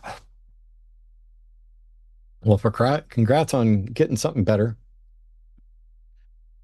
Greg Lisk back again. I believe the creator of the universe wrote a book, but I haven't gotten around to reading it because I have to keep up with George R. Martin. To be fair, Martin writes so slowly, you could read the Bible multiple times between his books.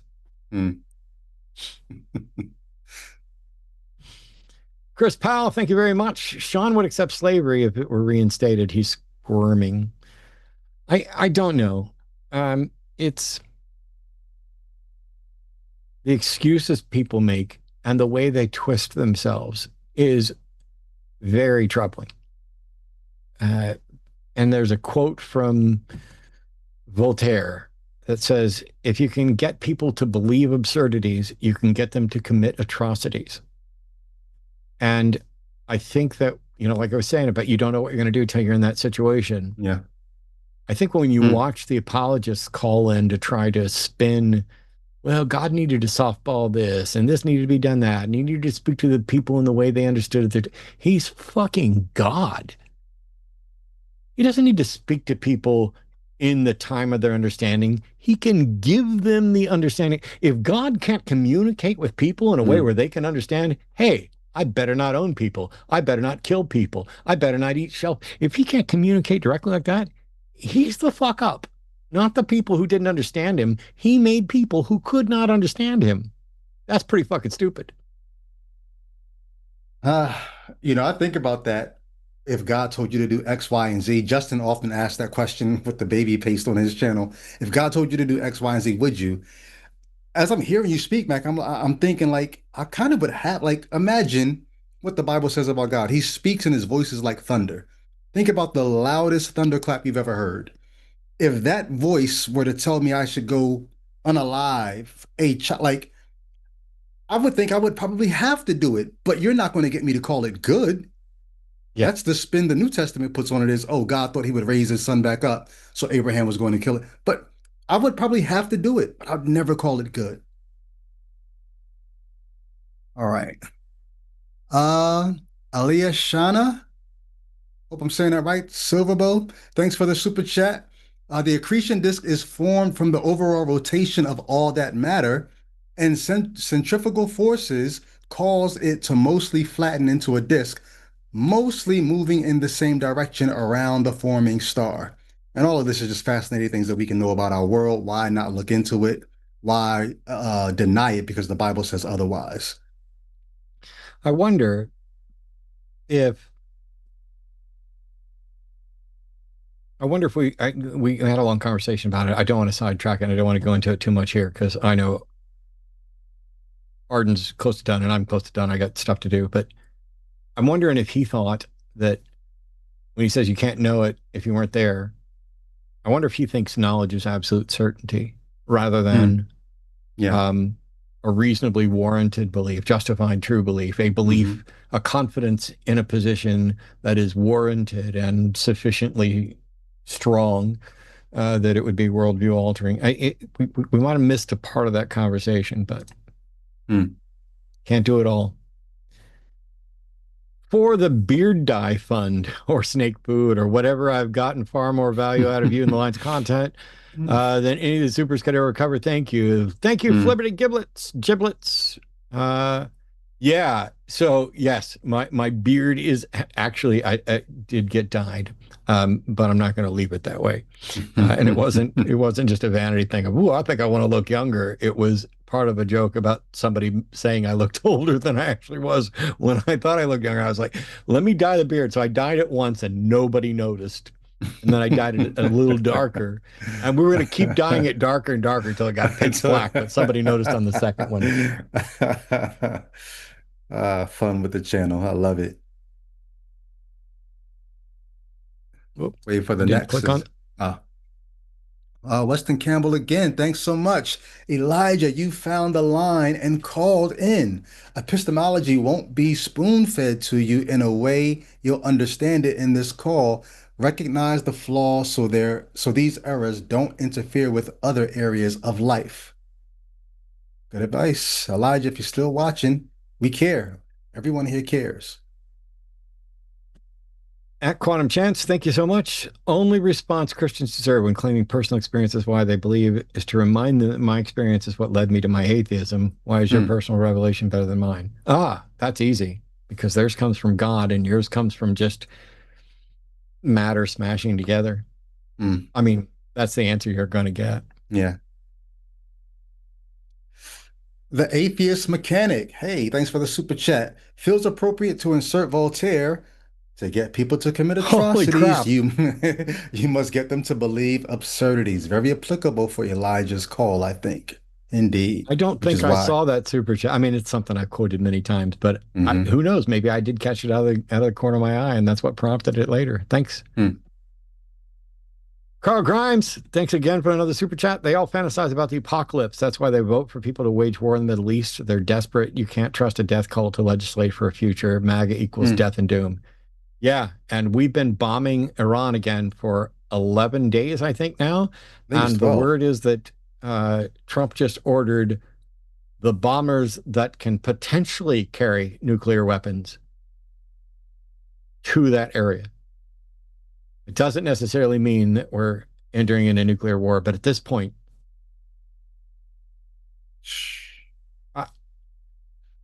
okay. I'm every single day I'm waiting for the world's over, because I don't know if it's going to end like that, but as it stands right now, we're cooked. On so many fronts, we're cooked. I hope it doesn't get there, but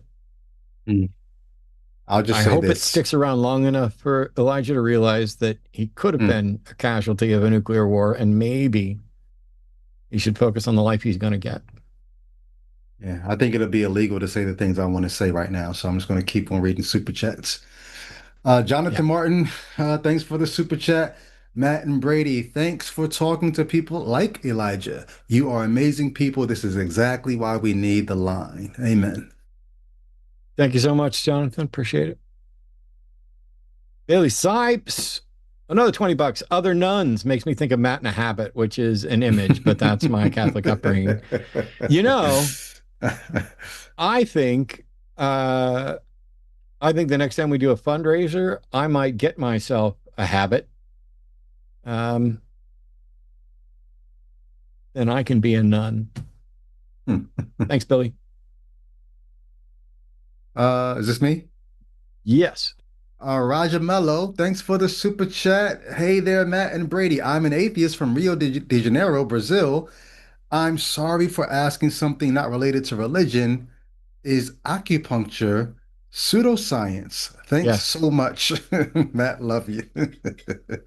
Yeah. Yes, acupuncture is pseudoscience. There's so much stuff like that. Acupuncture, acupressure, Reiki. I have a dictionary or encyclopedia of pseudoscience, homeopathy.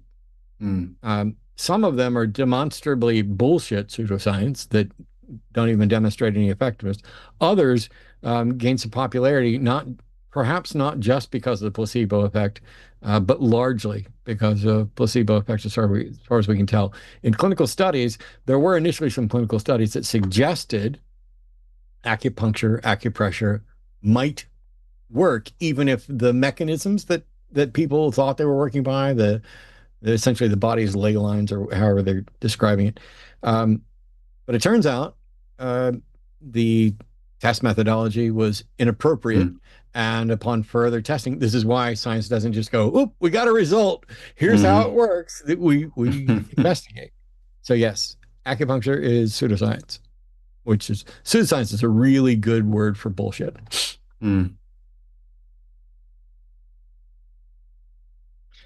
Falcon Storm, thank you so much. Chelsea, my dad is retired military from the same age group. He accepted my transmasc son without hesitation and uses proper pronouns and names. Don't give your dad a pass just because he's old. Love puts in the work. I'm pretty fucking old. I'm like 57. Somehow or another, I figured it out. By the way, I know trans people who are 70, 80, and people who love them who are 70, 80. They can figure it out. To pretend that somebody, if somebody can't learn something because of their age, now you're talking about dementia and mental deficiencies that go far beyond whether or not they can learn your new name, your new pronouns, whatever else.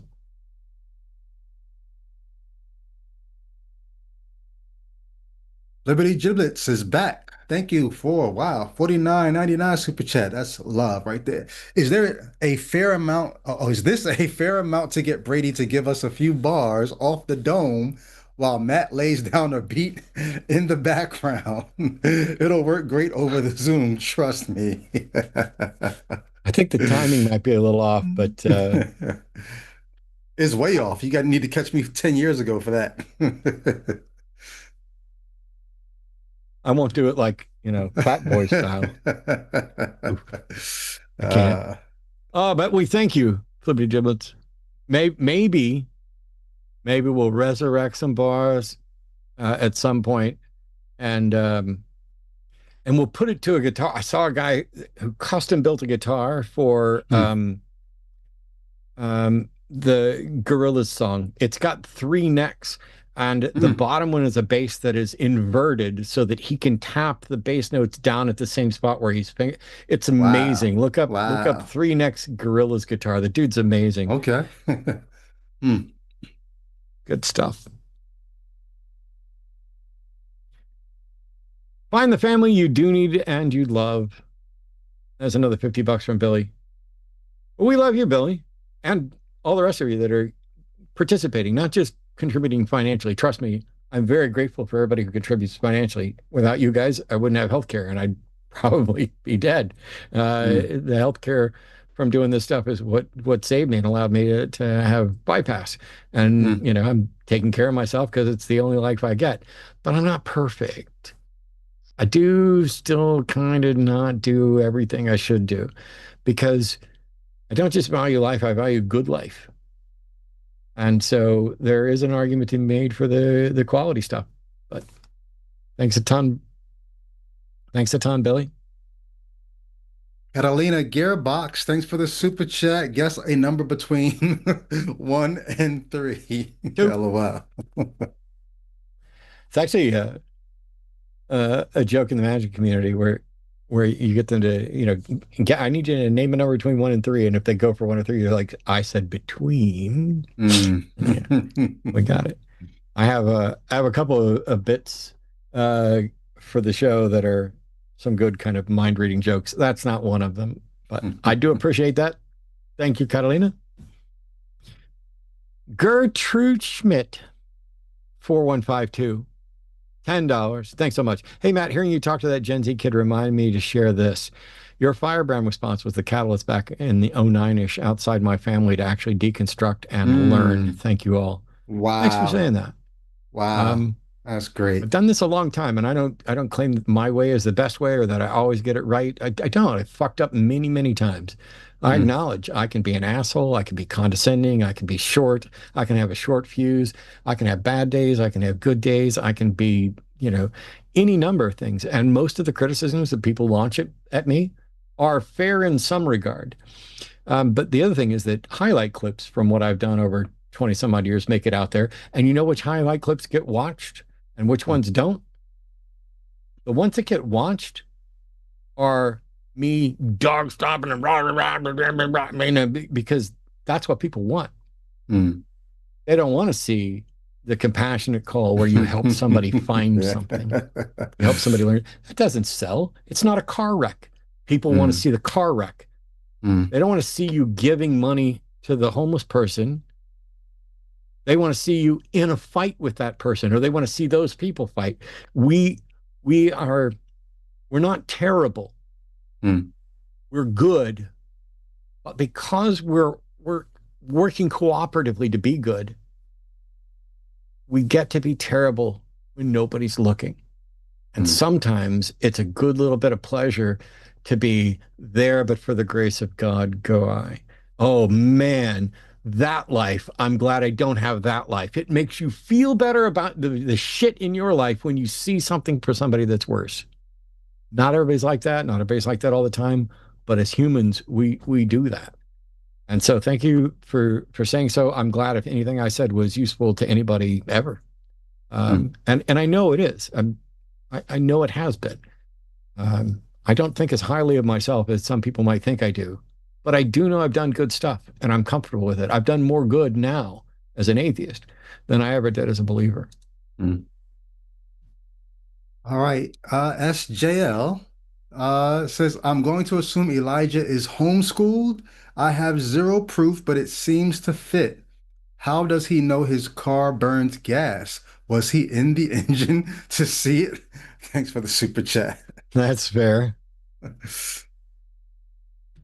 John Darwin, $750. Thank you so much, John. I care. Is that the live long and prosper? I can't tell from that. I've never seen that as an emoji. Was that a regular emoji? Maybe it's Nanu Nanu or Shazbot. I don't. Go to my phone right now to see because I've never seen that as an option. I'll read the next one while you're looking it up. Yeah. Atheist Mechanic, $10. I'll be driving a Nanocon on Thursday. Nice. I'll be driving a Nanocon on Friday. Next Thursday, Friday. Can't wait to be around an awesome group of people. Be safe on your travels. I have a small binder to give to you for Arden as well. Okay, but nobody take this the wrong way. I appreciate all the support and give me stuff, but we got a lot of stuff. And I will bring back that binder and thank you. But the support and the participation and the friendship and the encouragement, more than enough. I don't know if what you've got is a gift or, something that you guys have already discussed or whatever else, but yay, thank you. I have a truck full of magic props and not a lot of room. I don't even have room to bring my wife, even if she could go. But thanks, man. That is an emoji. I've never saw that before. It's been on my phone this entire time. How about that? Billy Cypress, thanks for the super chat. One last, really enjoy Brady on here. Matt is amazing as always. Thank you so much, Billy.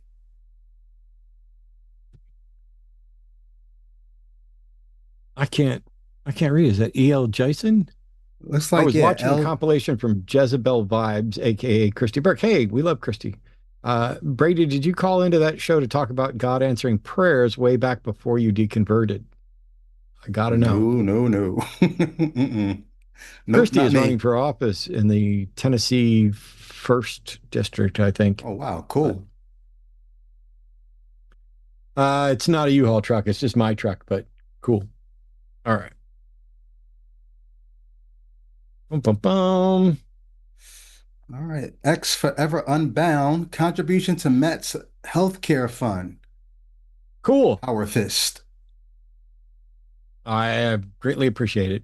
And the final super chat, Dante Verona. Sorry. Now I feel really bad reading that wrong like that. But Dante Verona, $50. Thank you. Private Isabella Gonzalez is a casualty from the Iran War. She lived in Carrollton, Texas, a neighboring town where I'm at in Addison. It's now starting to ripple through. She was 19 years old. Nothing good or necessary will come from this. Yeah. And the word is they're hiding the seriousness and the quantity of casualties. And we're at a point now where not only are people sharing fake news, AI, bullshit memes, terrible arguments, stuff that make the left look stupid as fuck, stuff that makes the right look stupid as fuck.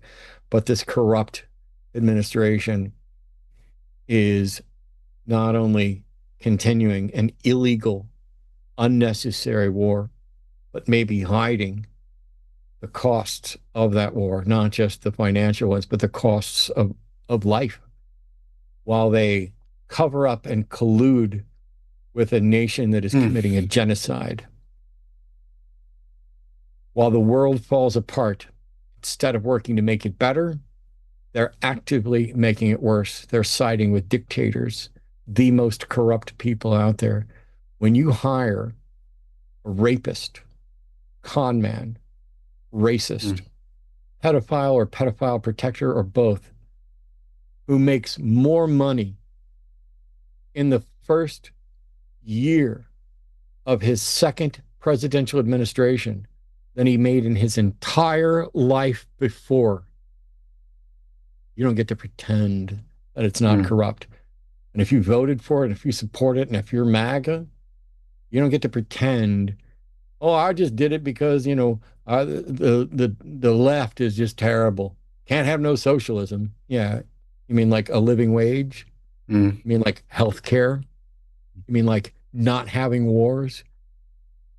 Can't have that stuff. I had somebody in Jovan's chat today call me a liberal and ask if I was lost. I haven't been a liberal in ages. I'm an anti-capitalist, leftist, socialist, social democrat, democratic socialist, likely approaching communism if it weren't completely impractical and you'd have to get the entire world on. We need a new world. Capitalism is fucked. We're all fucked. But no matter what the political system, no matter what the financial system, we need a new moral system. Christianity ain't it. Islam ain't it. Secular humanism might be. We've lied to the world. We have made the world dumber. Gen Z is the first generation since we started tracking IQ and reading comprehension to have their scores go down. Prior to that, every generation had exceeded the previous generation, but not Gen Z. And there may not be generations after this if we don't fix the problem now. Thanks, everybody, for tuning in. Thanks, Brady, for coming over and hang out with me. I'll be back next week with Thinker, and there are a bunch of other people lined up. We're going to go take care of a bunch of stuff. We love you guys. Take care of yourselves. Patreon.com/call the line for support. Don't forget to like, subscribe, join. There's a list of the producers there. But you don't have to just give money. Just be involved. Make the world a better place by not wasting the only life you know you've got.